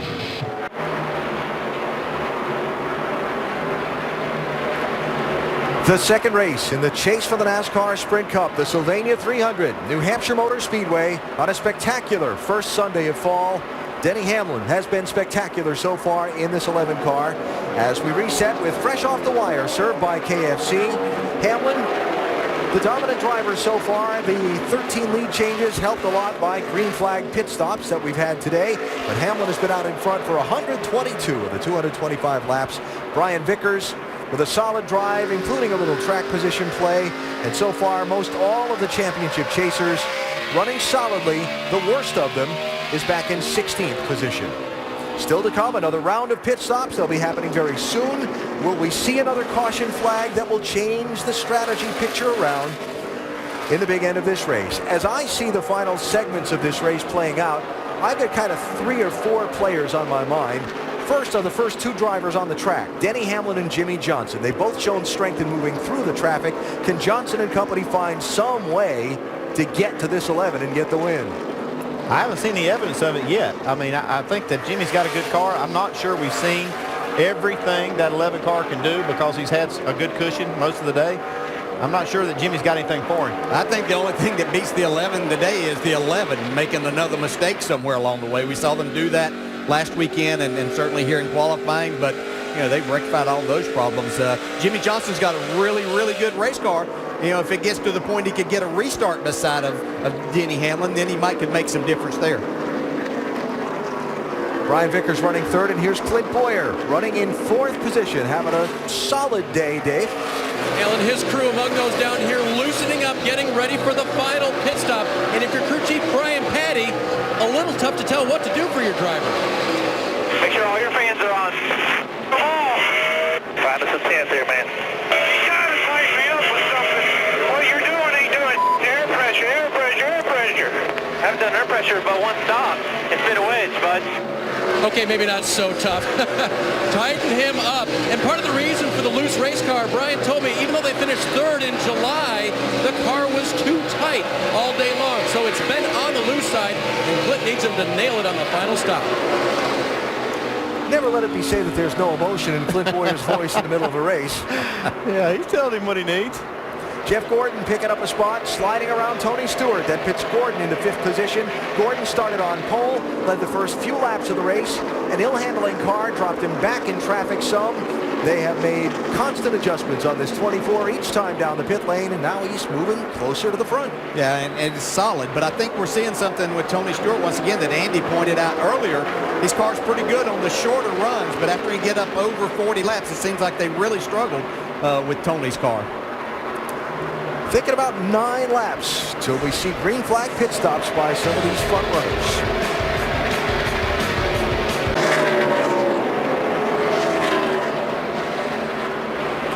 Denny Hamlin leading today at New Hampshire Motor Speedway. Our aerial coverage provided by Goodyear. From pit lane to victory lane, every NASCAR driver counts on Goodyear tires. Goodyear, the official tire of NASCAR. Going to be some fresh Goodyears rolling around the pit lane shortly. Question is, how many for these front-running cars? As the green flag has been out for a long time now, and we come up on a set of pit stops for the front runners very, very soon. In fact, that strategy being discussed on the 4th place driver's radio a minute ago. Brian Vickers. Here's the deal, bud. Pretty much everybody only needs 1 can of fuel to make it to the end. So if it goes green here and we pit under green, pretty much everybody up front is going to take 2 tires and just 1 can of gas, just to be the shortest amount of time on pit road. So to hold our position right here in 3rd, that's probably what we're going to have to do also. If you're doing awesome, them guys behind you aren't catching it at all. Rodney Childers, the crew chief for Brian Vickers, speaking there. Yeah, obviously a couple of people have started catching him now as Jeff Gordon goes by and takes that 4th spot now away from him, and Clint Moore had already taken that. So that's going to be a lot of laps on those left side tires for that 55 if that's what they decide to do. I'm not sure that the laps on the left side tires would be my biggest concern of that communication I heard. I'm not sure it's not going to take just a little bit more than 1 can of fuel to make it to the end. I guarantee you that 11 gets plenty of fuel in there. After running out with a lap and a half or so to go at Chicagoland last week and losing 7 positions on the last lap. Tony Stewart slipping back a little bit at the end of a long green run, a pattern we've seen for much of the day. Casey Kane in the 5 working on Stewart's 14 car for 6th place here. And Ryan Newman, 39, racing with Kevin Harvick in the 29 for 9th and 10th place. And Ryan Newman being a teammate of Tony Stewart, his car's some similarities too there. Pretty fast on the fresher tires, but then falls off a little bit, and now Harvick trying to take that spot away. Tony just gives it to him. It was a bad lap for Stuart Haas. The same lap. Looks like Newman gave that spot to the 29. Kyle Busch in, never not on the lead lap. Engine trouble slowing the pace of this 18 car a little while ago. He'd run top 2 or 3 for a lot of the race up to that point. Joey Logano, one of the first lead lap cars to make the move to pit road. Logano took just 2 tires on his last stop for some track position. Gave a lot of that back in this run, Vince.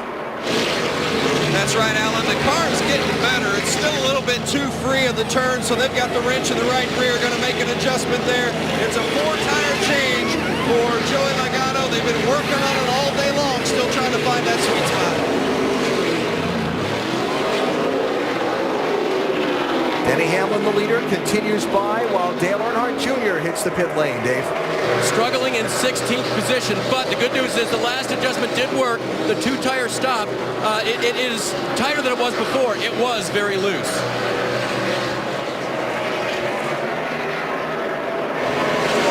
And you see Brian Vickers on the left-hand side of your screen making his way down. You heard that chatter on the radio. They thought they'd take 1 can and right sides only. You see the tear-off being torn off the front. All this debris today, a lot of drivers asking for that. They're going to opt to take 4 tires, though, changing up the strategy a little bit as they continue to put gas in that, fill it up with Sunoco fuel, and we'll go to Don. Yeah, Martin Truex said the car is the worst it has been all day long. They're talking wedge, major adjustment of right rear, air pressure already made at a top. But it's going to take more than 1 can of fuel, 1 can going in. Got to get left side tires and get it full of gas. He's away. Little change of plans there on that 55 car. They may have recalculated that fuel. As the leader, Denny Hamlin, slows for his final pit stop. This would be with 55 laps to go. Greg Biffle also in, Vince. Yeah, they've had a good car here the last couple of times here, but they have been searching for it today. They're going to put the track bar back to where it was on that last run, and the air pressure is back as well. 4-tire change, Doc. 4 tires on the 11 car. Keep an eye on Scott Wood. He's the gas man. 1 can has gone in. Got to get the second can up. Want to get it completely full of fuel. And he did get it full of fuel. He's down and away. Last stop scheduled for Denny Hamlin.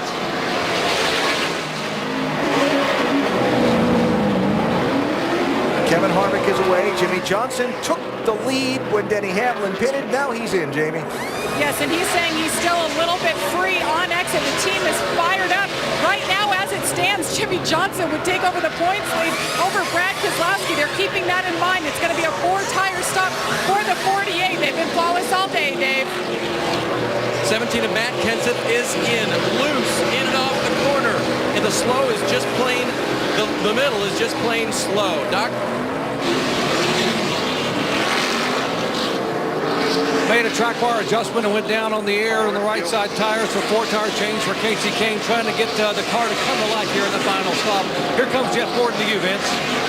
That's right, Doc, and Gordon needs a little bit of help getting it to turn in the center. He's been happier since they put that rubber in the right rear, although it wasn't good in the early part of the run, but it came to him. They're going to put 4 tires on it, fill it up full of Sunoco fuel, and again, around in that right rear to help Jeff Gordon in the center. Brad Keselowski had taken over the lead when Jimmy Johnson pitted. Now he comes to the pit lane for his final stop. It'll be 52 laps to go.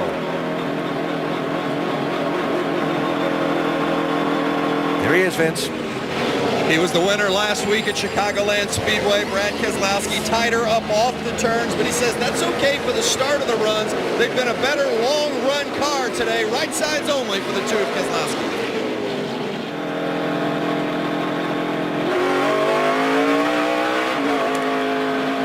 So Denny Hamlin cycles back to the lead. And on the exchange of pit stops, Clint Bowyer goes past Jimmy Johnson into second spot. There's Hamlin. There is Bowyer. And now Jimmy Johnson back in third.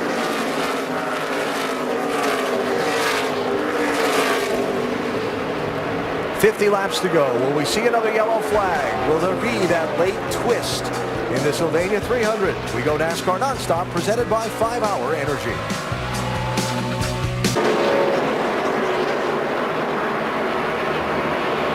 Little intensity here in the late laps. Some close quarters there. Saw Matt Kenseth in NASCAR Nonstop with the big slide up off turn 4. Somehow kept it off the wall.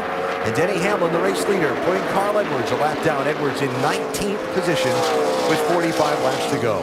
Our Ram race rundown. Denny Hamlin is the leader.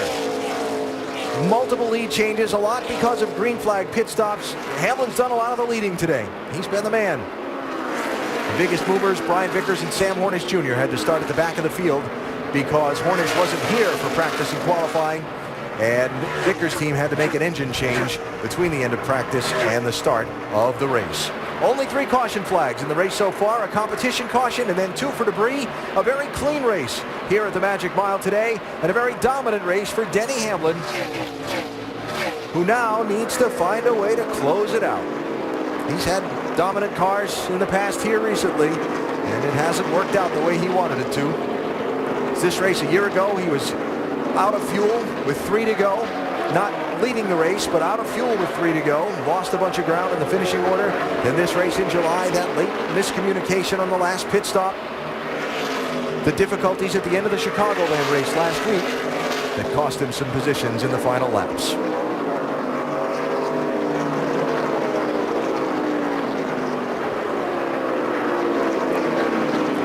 A little bit of pit strategy played on that last round of pit stops. Yeah, the 2 car is the one that really gained the most out of that. He took 2 tires, a really quick stop. You can see right there, it's the quickest of all of them. He's moved up into the top 5 in 4th spot. He can hang on to that. That'll be a great move. He only took 1 can of fuel. We had about 3 cars that I counted that just took 1 can of fuel. He was one of the cars. Dale Jr., one of the drivers, taking just the right side tires on that last round of green flag pit stops. It moved Jr. up to the 11th position on the track. Enter now for a chance to win a Dale Earnhardt Jr. personalized Silverado, a Texas Motor Speedway race weekend, and a meet and greet with Dale Earnhardt Jr. Visit winyourchevy.com now to enter. 16th to 11th on the exchange of pit stops for Jr. with just the right side tires. Jeff Gordon by Brad Keselowski for 4th place in the race. And one more championship point just changed hands. Well, Gordon certainly needed them. Keselowski would like to have as many as he possibly can, but that's a nice move. It's going to be interesting to see how this call that Paul Wolf had for Brad Keselowski, if that works out, if they're able to stay up there. They've made up a lot of spots here today. Yeah, they're one of the cars that gets really good fuel mileage, and the others must be the Hendrick cars. I noticed Jimmy Johnson, even though he took 4 tires, he only took 1 can of fuel as well. So that was 88, 48, and 2 that just took 1 can. The rest of the teams went ahead and filled up, actually plugged the 2nd can in. Of course, talking about Jeff Gordon needing every point he can, the difficulties at Chicagoland Speedway last week, a mechanical problem under the hood sent him into the wall, and a 35th place finish, dropped 47 points off the lead after 1 race in the chase. That's a lot of ground to make up, but Jeff says they're not done yet. You'll have that same frame of mind where it's just you go get everything you possibly can, be very aggressive in everything that we do, and so that doesn't change from here on out. We know we're not out of it, but we know it's a very steep uphill battle. Well, we've seen drivers before have difficulty in the opening race of the chase and come back to win the championship. I should say we've seen driver, because the 2 times it's been done was Jimmy Johnson. And to do it, Johnson really had to put together a run of not just good finishes, back to your terminology thing from earlier in the telecast, but excellent finishes down the stretch of the season. Yeah, and I said I think it's going to take a minimum of 2 wins for this 24 team, probably 3, and no finishes outside the top 12. Now, they have a solid day going here, so they can look at gaining those victories at some other places, but it's been a solid day and just what they kind of needed.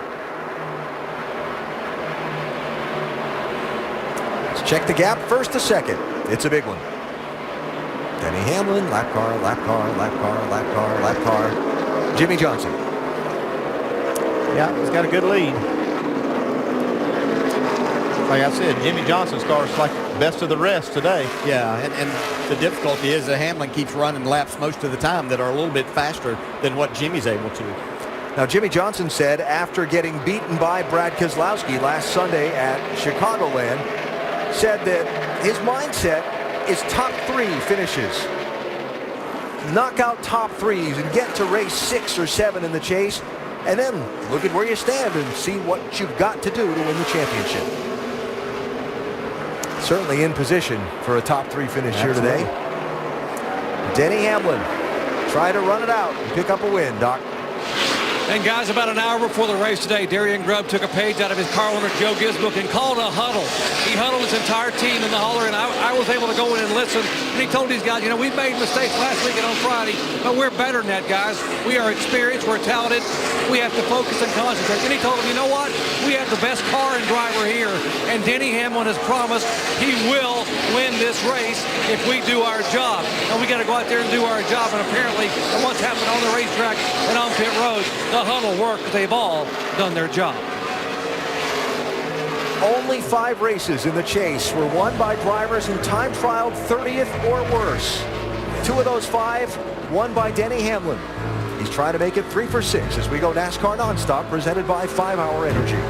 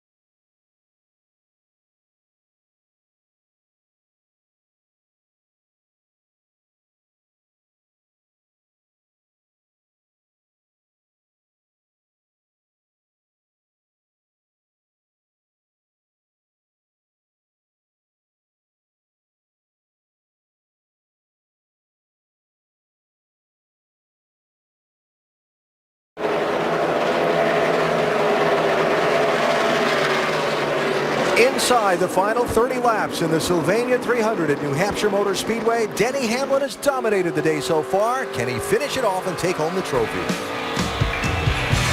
Sylvania 300 in New Hampshire is brought to you by Silver Star Ultra Headlights from Sylvania, Nationwide Insurance. Nationwide is on your side. And AT&T, the nation's largest 4G network. AT&T, rethink possible. And ooh, just when you think the picture's becoming clear, the caution flag waves at New Hampshire. Debris on the racetrack being reported. Yellow flag number 4, the debris reported high in turn number 2. Erasing a 5+ second lead that Denny Hamlin had over Jimmy Johnson. Yeah, you see what Denny's doing right now? Trying to keep those tires clean. I'm not sure he'd be trying to keep them clean if he was going to come take them off. No, he's not going to come take them off. I think the biggest thing is he knows that this restart is going to be huge.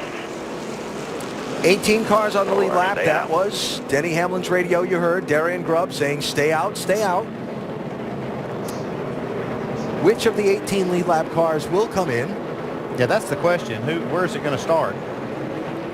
Some of the cars are going to come for sure at the back of the field. How far up through there will they come off the racetrack on the pit road? We'll see. Time to find out. Yeah. Pit road's open. No. Saw a lot of fakers. It's like, yeah, 39's the first one to come down pit road. 8th place driver is where the break happens.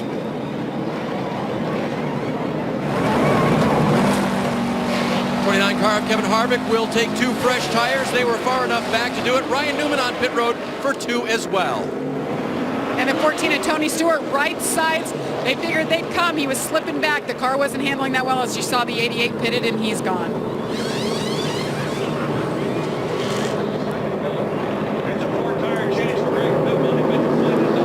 Greg Biffle there getting 4 tires. Jeff Burton getting 4.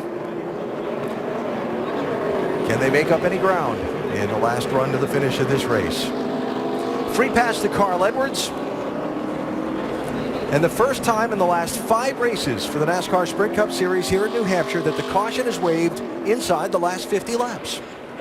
Just when you think you got those caution patterns all laid out, something changes. And Jimmy Johnson gets to erase that 5+ second gap he had on Denny Hamlin and get a shot at him on a restart. Yeah, really his first opportunity to be up there with the 11 car and see exactly how he stacks up.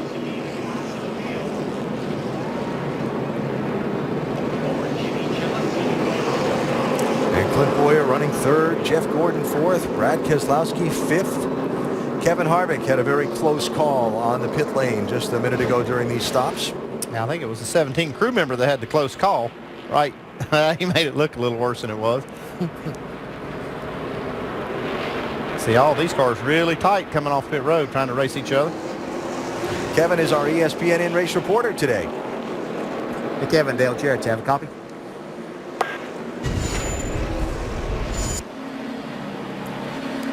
Kevin, I know the car probably hasn't been to your liking throughout the day, though, but a late pit stop here. Any adjustments made there to help you out? All right, they've been bad. It's just, it's really hard to pass, but they've done a good job doing the best we can, and we'll just keep fighting here. You never know. Track position is just key here. Kevin, when you put 2 tires on like that, where does it help you the most with the car? Is it just grip and rolling through the center? Yeah, and on these restarts, it'll have to get going a little better than 4 used ones, so we'll see. All right, man, 1 to go. Thanks for talking.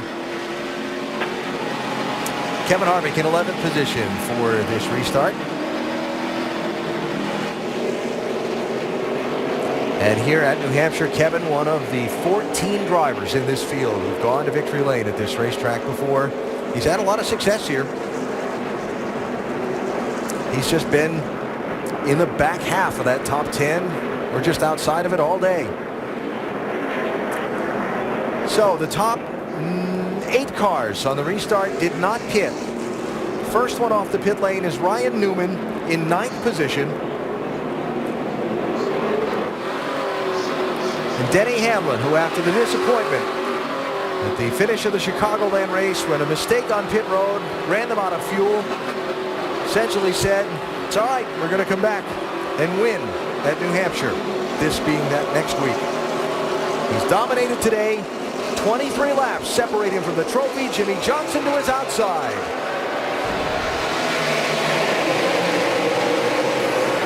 Jeff Gordon with a huge run. I don't think Clint Boyer was too happy with him jumping down there, though.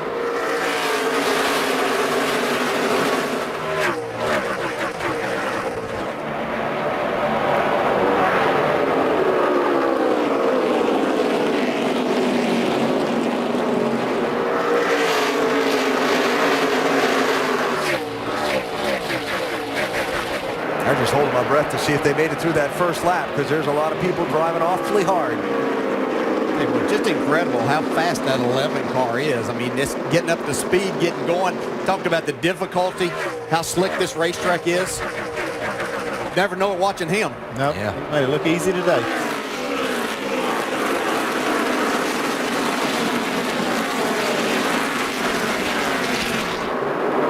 Ryan Newman was the first one off the pit lane on these stops. Tony Stewart, having to avoid the team car that he co-owns. Newman got really loose on the exit of turn 4 there. See a little contact looked like between Paul Menard and Kevin Harvick. Some of the guys in the championship that have struggled a little bit today. They're trying to gain all the spots they can here in these closing laps. Harvick 29, Kenseth 17, Earnhardt Jr. 88, Greg Biffle in the 16, Truex Jr. in the 56, all back there in that knot.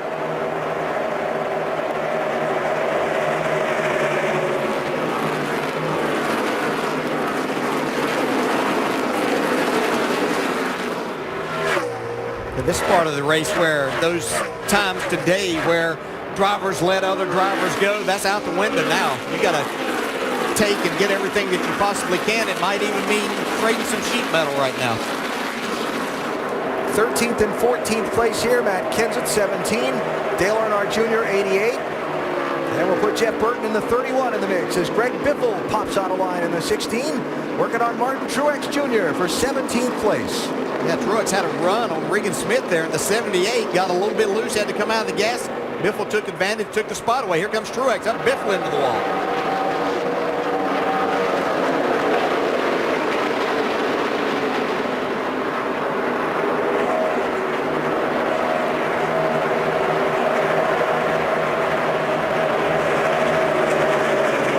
Every point that you gain on these last laps today can make a difference somewhere at the end of the season. We learned that last year for sure. Yeah, Denny Hamlin has finally shown us what he really has today. Just watching his lap times, he ran the fastest laps of the day, just these last couple of laps. Still, Earnhardt Jr. and Kenseth. 13th place. Whoa, a little slide there. And a little slide there. Hey, Matt Kenseth spun the wheels all the way off the corner that time.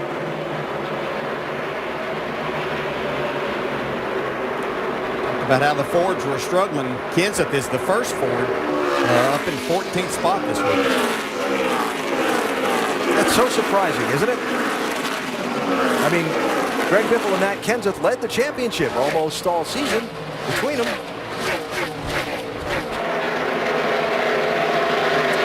Tony Stewart trying to get 8th place from Brian Vickers.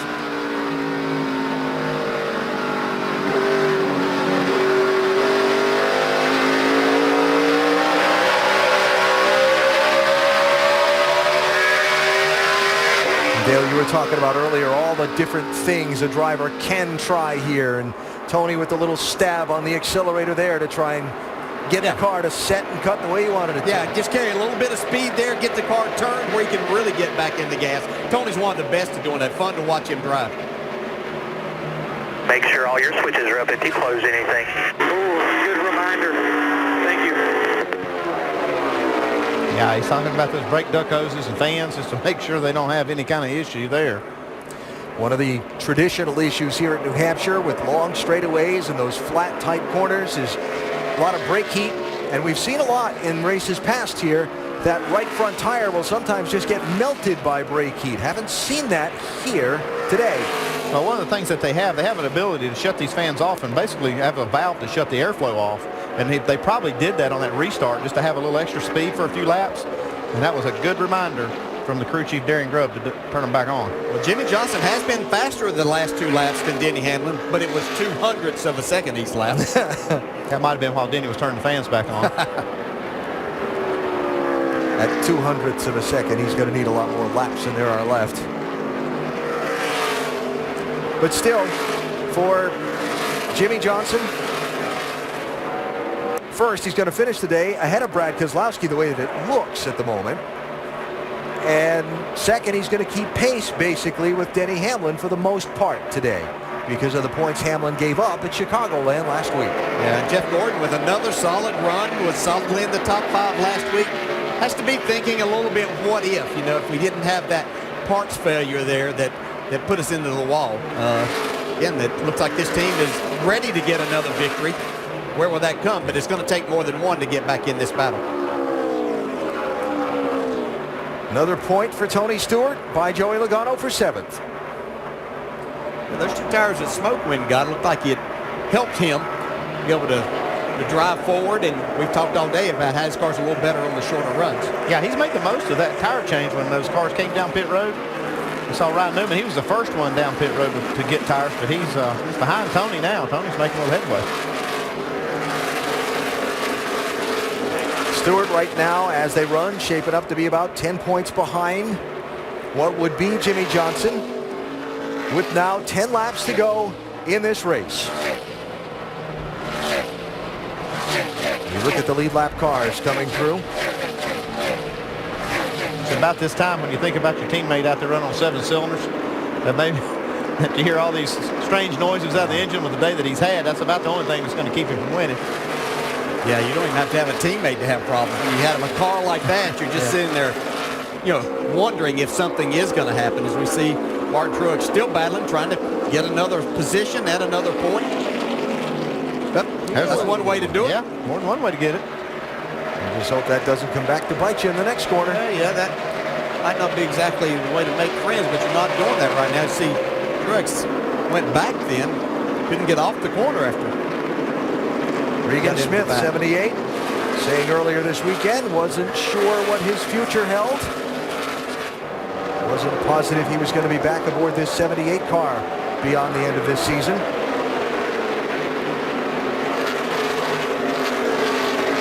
Bump. That's some hard racing going on right there. Yeah. Truex and Biffle, 17th and 18th positions. They are the deepest in the field of the 12 championship chasers.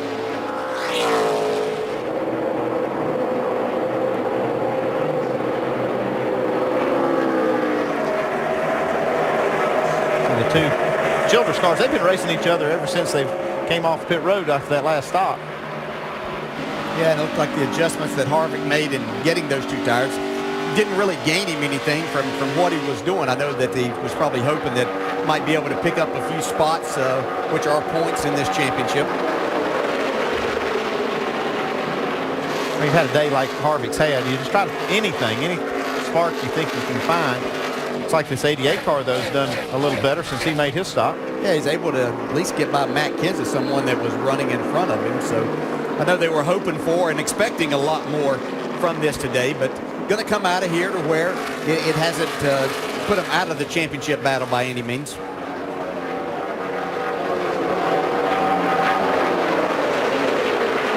So Dale Jr. there, grinding along in 13th position into the final laps of this one.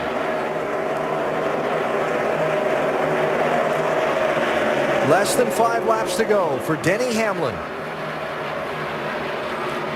How big might this win be for this team? The mistake at Chicagoland, the mistake on Friday in qualifying could cause some things potentially to get a little sideways in a group, and coming right back out here and making this kind of a statement, this kind of run.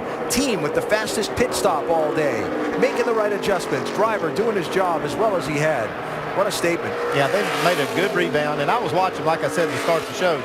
to make sure that they could do away with these mistakes, these silly mistakes that's kept them from being more successful in these 2 races. And now we're seeing what they're really capable of. Yeah, and I know they'll want to enjoy this, what looks like a victory for them, and not to put it down on, but they really needed this for those things that you were pointing out, and looking ahead to Dover, which has been a racetrack that for some reason has just been the nemesis of Denny Hamlin trying to get around. They haven't had good finishes there in 8 of the last 10 races, so they needed this to stay solidly in there in case they have another one of those races next week.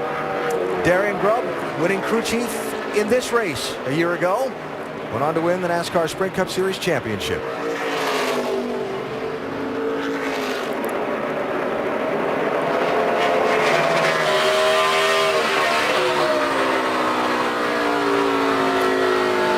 And just under 2 laps to go now for Denny Hamlin to go to victory lane. Jimmy Johnson, a very strong run.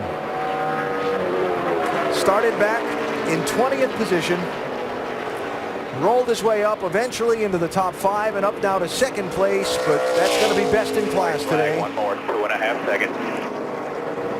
As Denny Hamlin takes the white flag, 1 lap to go.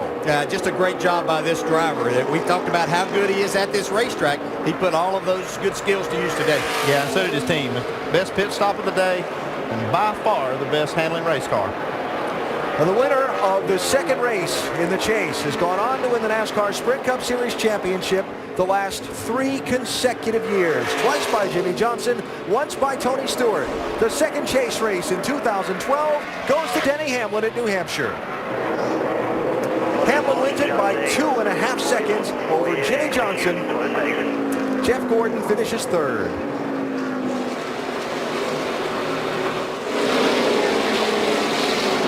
Thank you, Darren. Thank you, crew.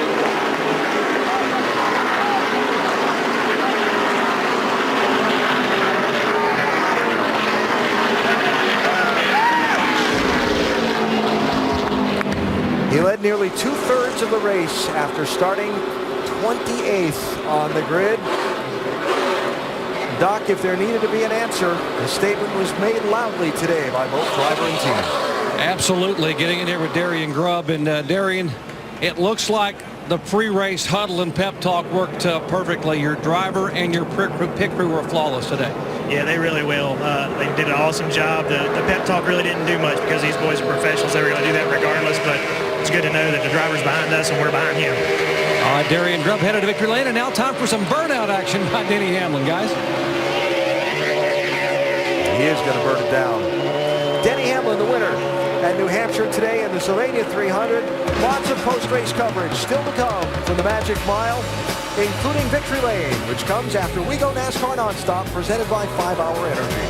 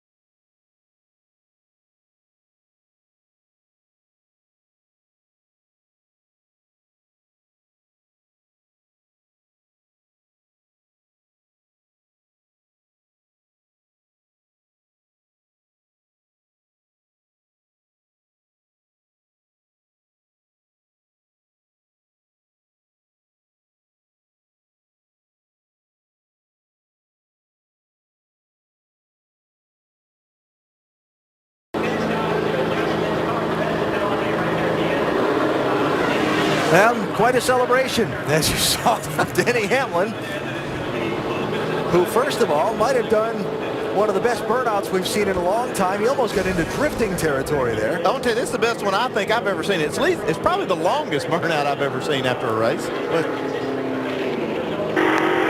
Burnout of the year. For sure. Absolutely. He's only halfway through it right now. Well, it was a week ago at the end of the Chicagoland race to open the chase for the NASCAR Sprint Cup that a mistake during a pit stop left Denny Hamlin shy on fuel. He ran out of fuel in the final lap and lost positions and points, 7 of them that might be valuable in this championship. Handled so well afterward by both driver and team. Hamlin said, we're going to win next week. And by gosh, win he did. Not just win, but dominate, leading nearly 2/3 of the laps today in this race. And then, like Babe Ruth back in 1932, calling his shot, Hamlin paying tribute. I like his style. He called his shot, and he knocked it out of the park today here in New Hampshire. But the guys did a really good job.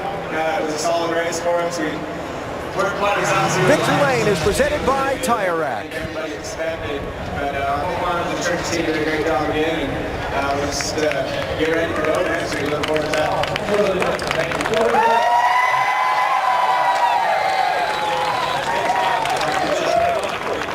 A shower of suds and soda down here for Denny Hamlin. And Denny, as the saying goes, it ain't bragging if you back it up. And you called your shot last Sunday, and man, you backed it up big time today. Congratulations. Yeah, I just can't say enough for this whole FedEx Freight team. This is, you know, it doesn't hurt to have a little confidence in your team. And I know we made a couple big mistakes over the last 2 weeks, but I said we were fast enough to make it up, and we were. And I'm gonna have these guys back until they die. I mean, this is my team, and just excited about everything. So can't thank Toyota enough. Everyone at Joe Gibbs Racing at the Fab Shop building these race cars. These are lightning fast race cars that they're giving me at Toyota, FedEx, Sprint, Coke, Wiley X, everyone from the Nike and Jordan brand, and all these fans. This is a huge packed crowd tonight. Can't thank Jerry Gappins and his crew enough for having me up here to promote this race, and told him I had a great shot to win it. Now I can touch that trophy. You told me the pre-race you wanted to be in the top 10 by lap 100. You took the lead, my friend, on lap 93. I think even you underestimated how good this car was going to be. Yeah, I mean, you don't want to sound too cocky, but I knew what we were capable of. And, you know, our car was extremely strong, and I have a really good knack for this racetrack, and it just the two together with a crew chief like Darian, it's a winning combination. Hey, you won the race and won the burnout. Congratulations. Let's celebrate here at Denny Hamlin. We're going to walk away. 100th victory, Alan, for Joe Gibbs Racing in Sprint Cup competition. And well earned for Denny Hamlin and the coach and his team today, Doc. And we look at the championship standings now after race number 2 in this year's chase. Yeah, Jimmy Johnson did a great job of taking that point lead, ran good all day, had the second best car. Yeah, great call by Paul Wolf, and Brad could get Brad Keselowski up there, get a solid 6th place finish out of that. Stay right there with Jimmy Johnson. Denny and Tony right there as well as we head on to Dover next week. Let's hear from some of the top finishers in the race and some of those closest to the top of the chase. Here's Vince. Well, in the Chase Championship, when every point matters, taking 2 tires there got you a handful of spots at the end. That might make a difference when it comes to deciding this championship. What kind of day did you have? I just had a decent day, not an awesome day or even a bad day, just a decent day where the Millwright team kept digging and made something happen there at the end. I think we had some great long run speed, not quite the short run speed we needed to keep pace, but 11 car was just phenomenal today, and they did a great job. So, hats off to Denny and his gang, but a solid effort, 6th place. Man, if you could do that every week, that'd be pretty good. So I'm proud of my team, and we'll go get them next week at Dover. Did you have some concern when Paul called for that 2-tire stop? Almost everyone else took 4. No, it's Paul Wolf, man. I trust him. Thanks, Brad. Well, Jimmy Johnson told me in pre-race that the target was Denny Hamlin. He was in front of you. You raced your way all the way up to him. But where do you feel like he was better than you guys today? It was hard to tell. He had a lot of speed in his car and seemed to be able to go when he needed to and wanted to. It was just a great job on their behalf. You know, we were the next best car, finished second, had to pass a lot of cars ourselves today. We knew based on the spring race that those guys were going to be real tough here today, and they certainly will. So we've got some really good ones coming up for this 48 team starting next weekend. I'm really excited about things. I think probably left about 7 points on the table, you know, with 2 win points, the extra points for that, and leading the most this week. So to be 2 races in, and that's all that I feel we've left behind is, it's pretty darn good. So I'm real happy. Well, you did what you needed to do. You're 1 point in the lead right now, leading the points over Brad Keselowski. And I see a little smile on your face because you know we're going to Dover next week. Is this exactly where you wanted to be? Yeah, it is. I mean, this track here, you know, we have a few wins, but kind of average like a top 10. So to beat our average here is very important and very helpful in the chase. Then we got to go to Dover next weekend, a place I love, and hopefully have a good smart day and get the finish we hope we'll have. Consistency is key, and Jimmy Johnson had it once again. Speaking of a driver looking forward to going to Dover next week, Matt Kenseth runs very well here. How would you describe, Matt, a 14th for you here at New Hampshire? Well, I mean, it was an uphill battle, but I thought my Zest team did a good job. We had good pit stops. Our strategy was fine. We had about a 10th place car at best on a real long run, and just with that short run at the end and that late caution, that was just the best I could do with it. All right, that's Matt Kenseth. Checking in with Clint Boyer, finished 4th today, and anytime you can put a top 5 together in a chase, you got to be fairly pleased with it. Yeah, I was hoping to capitalize a little bit more at this racetrack. It's been good to me over the years. This is one of my best racetracks. So, not what I wanted, but certainly what we needed. A solid race, 4th place finish, top 5. That keeps us in the hunt, and we'll go on to Dover. Did you feel like you were missing today? Just we were down on rear grip.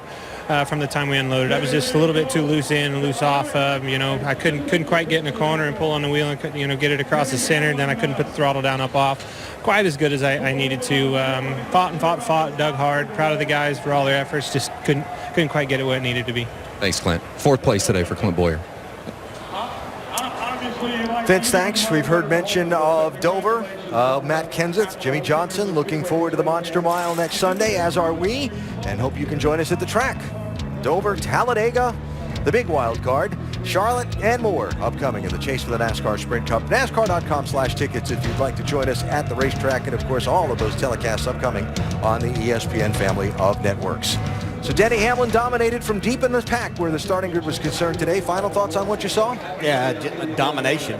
But I also saw Jimmy Johnson and his race team do an excellent job there today to make sure that they're keeping themselves right there. 2 second-place finishes is not a bad way to start the chase. No, it's a great way. And as a matter of fact, I picked him as my favorite to win the championship. And the 2 contenders in my book were the 11 and the 2.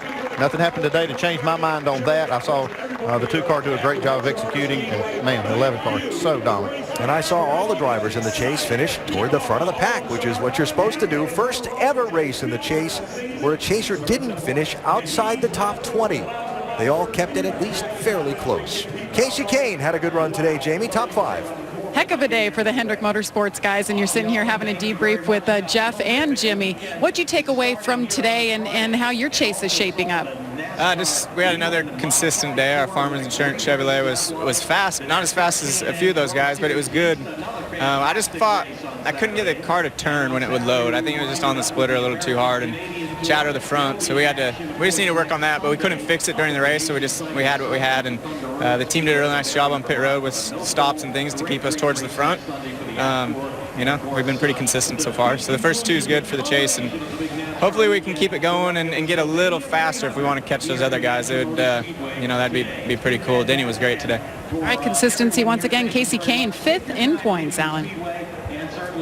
Jamie, thanks. And a reminder that SportsCenter comes up next with more coverage from here in New Hampshire. And tonight, it's the final eliminations of the AAA Texas NHRA Fall Nationals at 8:30 Eastern on ESPN2. And next weekend, onto the Monster Mile in Dover for the NASCAR Nationwide Series. Saturday at 3 Eastern ESPN. And Sunday, Race 3 in the Chase. Presented by GoDaddy.com, ESPN next Sunday at 1 Eastern Time. Well, Doc mentioned in Victory Lane the 100th victory in the NASCAR Sprint Cup Series for Joe Gibbs Racing. Win number 1 came on a magical day in the Daytona 500. Dale Jarrett behind the wheel of that car. Pretty special day there to win the Daytona 500. Bring Joe Gibbs his first victory in NASCAR.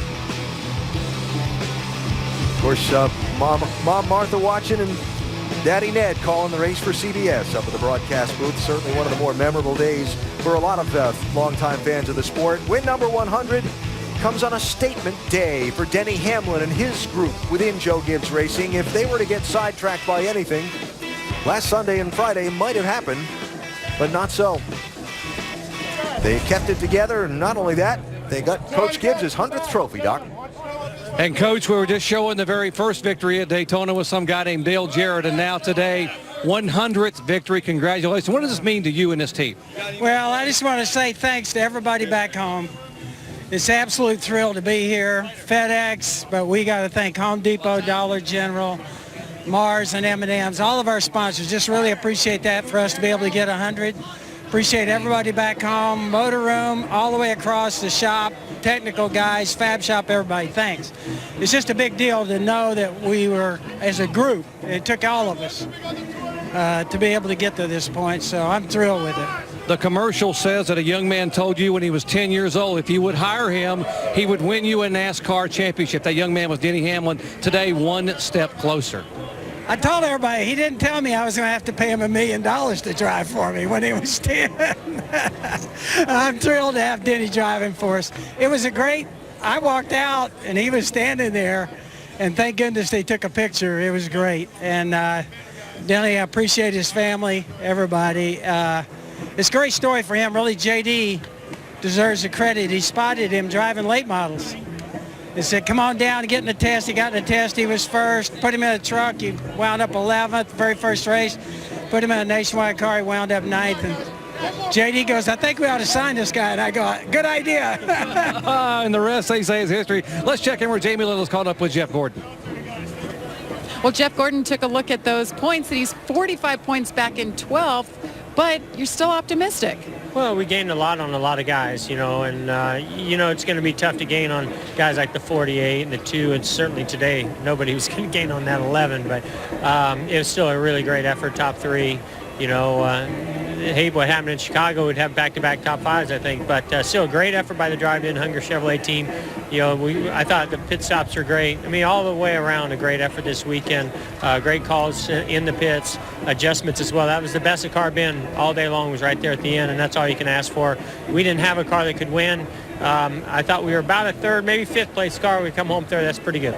It was fun watching the points. I know you're just racing, but when you passed Keselowski, you watched the points of Jimmy Johnson. All of a sudden, he was tied, and now he's leading the points. So I think he deserves, or you deserve, to go out to dinner. What do you think? Well, if that happens in Homestead, I think he might buy dinner. But it's so early right now. Everybody's just racing for position, racing for wins, and the points are kind of fall where they fall. But I thought the 48 and Jimmy did a great job today to come from deep in the field. And, his car, I know the setup, and he drove the heck out of it and drove up through there. And, I thought that was a great effort. And that's the kind of effort that wins championships. So we'll see where that takes him. Great rebound for you guys as well. When you win the race at New Hampshire Motor Speedway, you get a 22-pound trophy. Wow. This one, though, you can eat. Yes, Final ma'am. thoughts, guys, as we head to Dover next week. We know Johnson and Kenseth are good there. Hamlin and Tony Stewart tend to struggle. Well, they might struggle a little bit, but this guy's got a lot of momentum on his side, Nicole. I was blown away how he dominated the race today. He told everybody he was going to win the race, and he went out and done it. And last night, he scared all the competition because they were freaked out he was going to win, and he did. We'll see you next weekend from Dover. Coming up next with more coverage from New Hampshire Motor Speedway. It is Sports Center. Congrats once again to the guy who called his win last week, Denny Hamlin. Tough guys. It's a bit of a cliche. He checked up early and I hit him. They say they're going to run over you and rattle your cage. Now tough guys means doing 190 in ungodly heat. Denny Hamlin has been the man today. It's no longer just about here. It's about here. You can handle it here. The second chase race in 2012 goes to Denny Hamlin at New Hampshire. This sports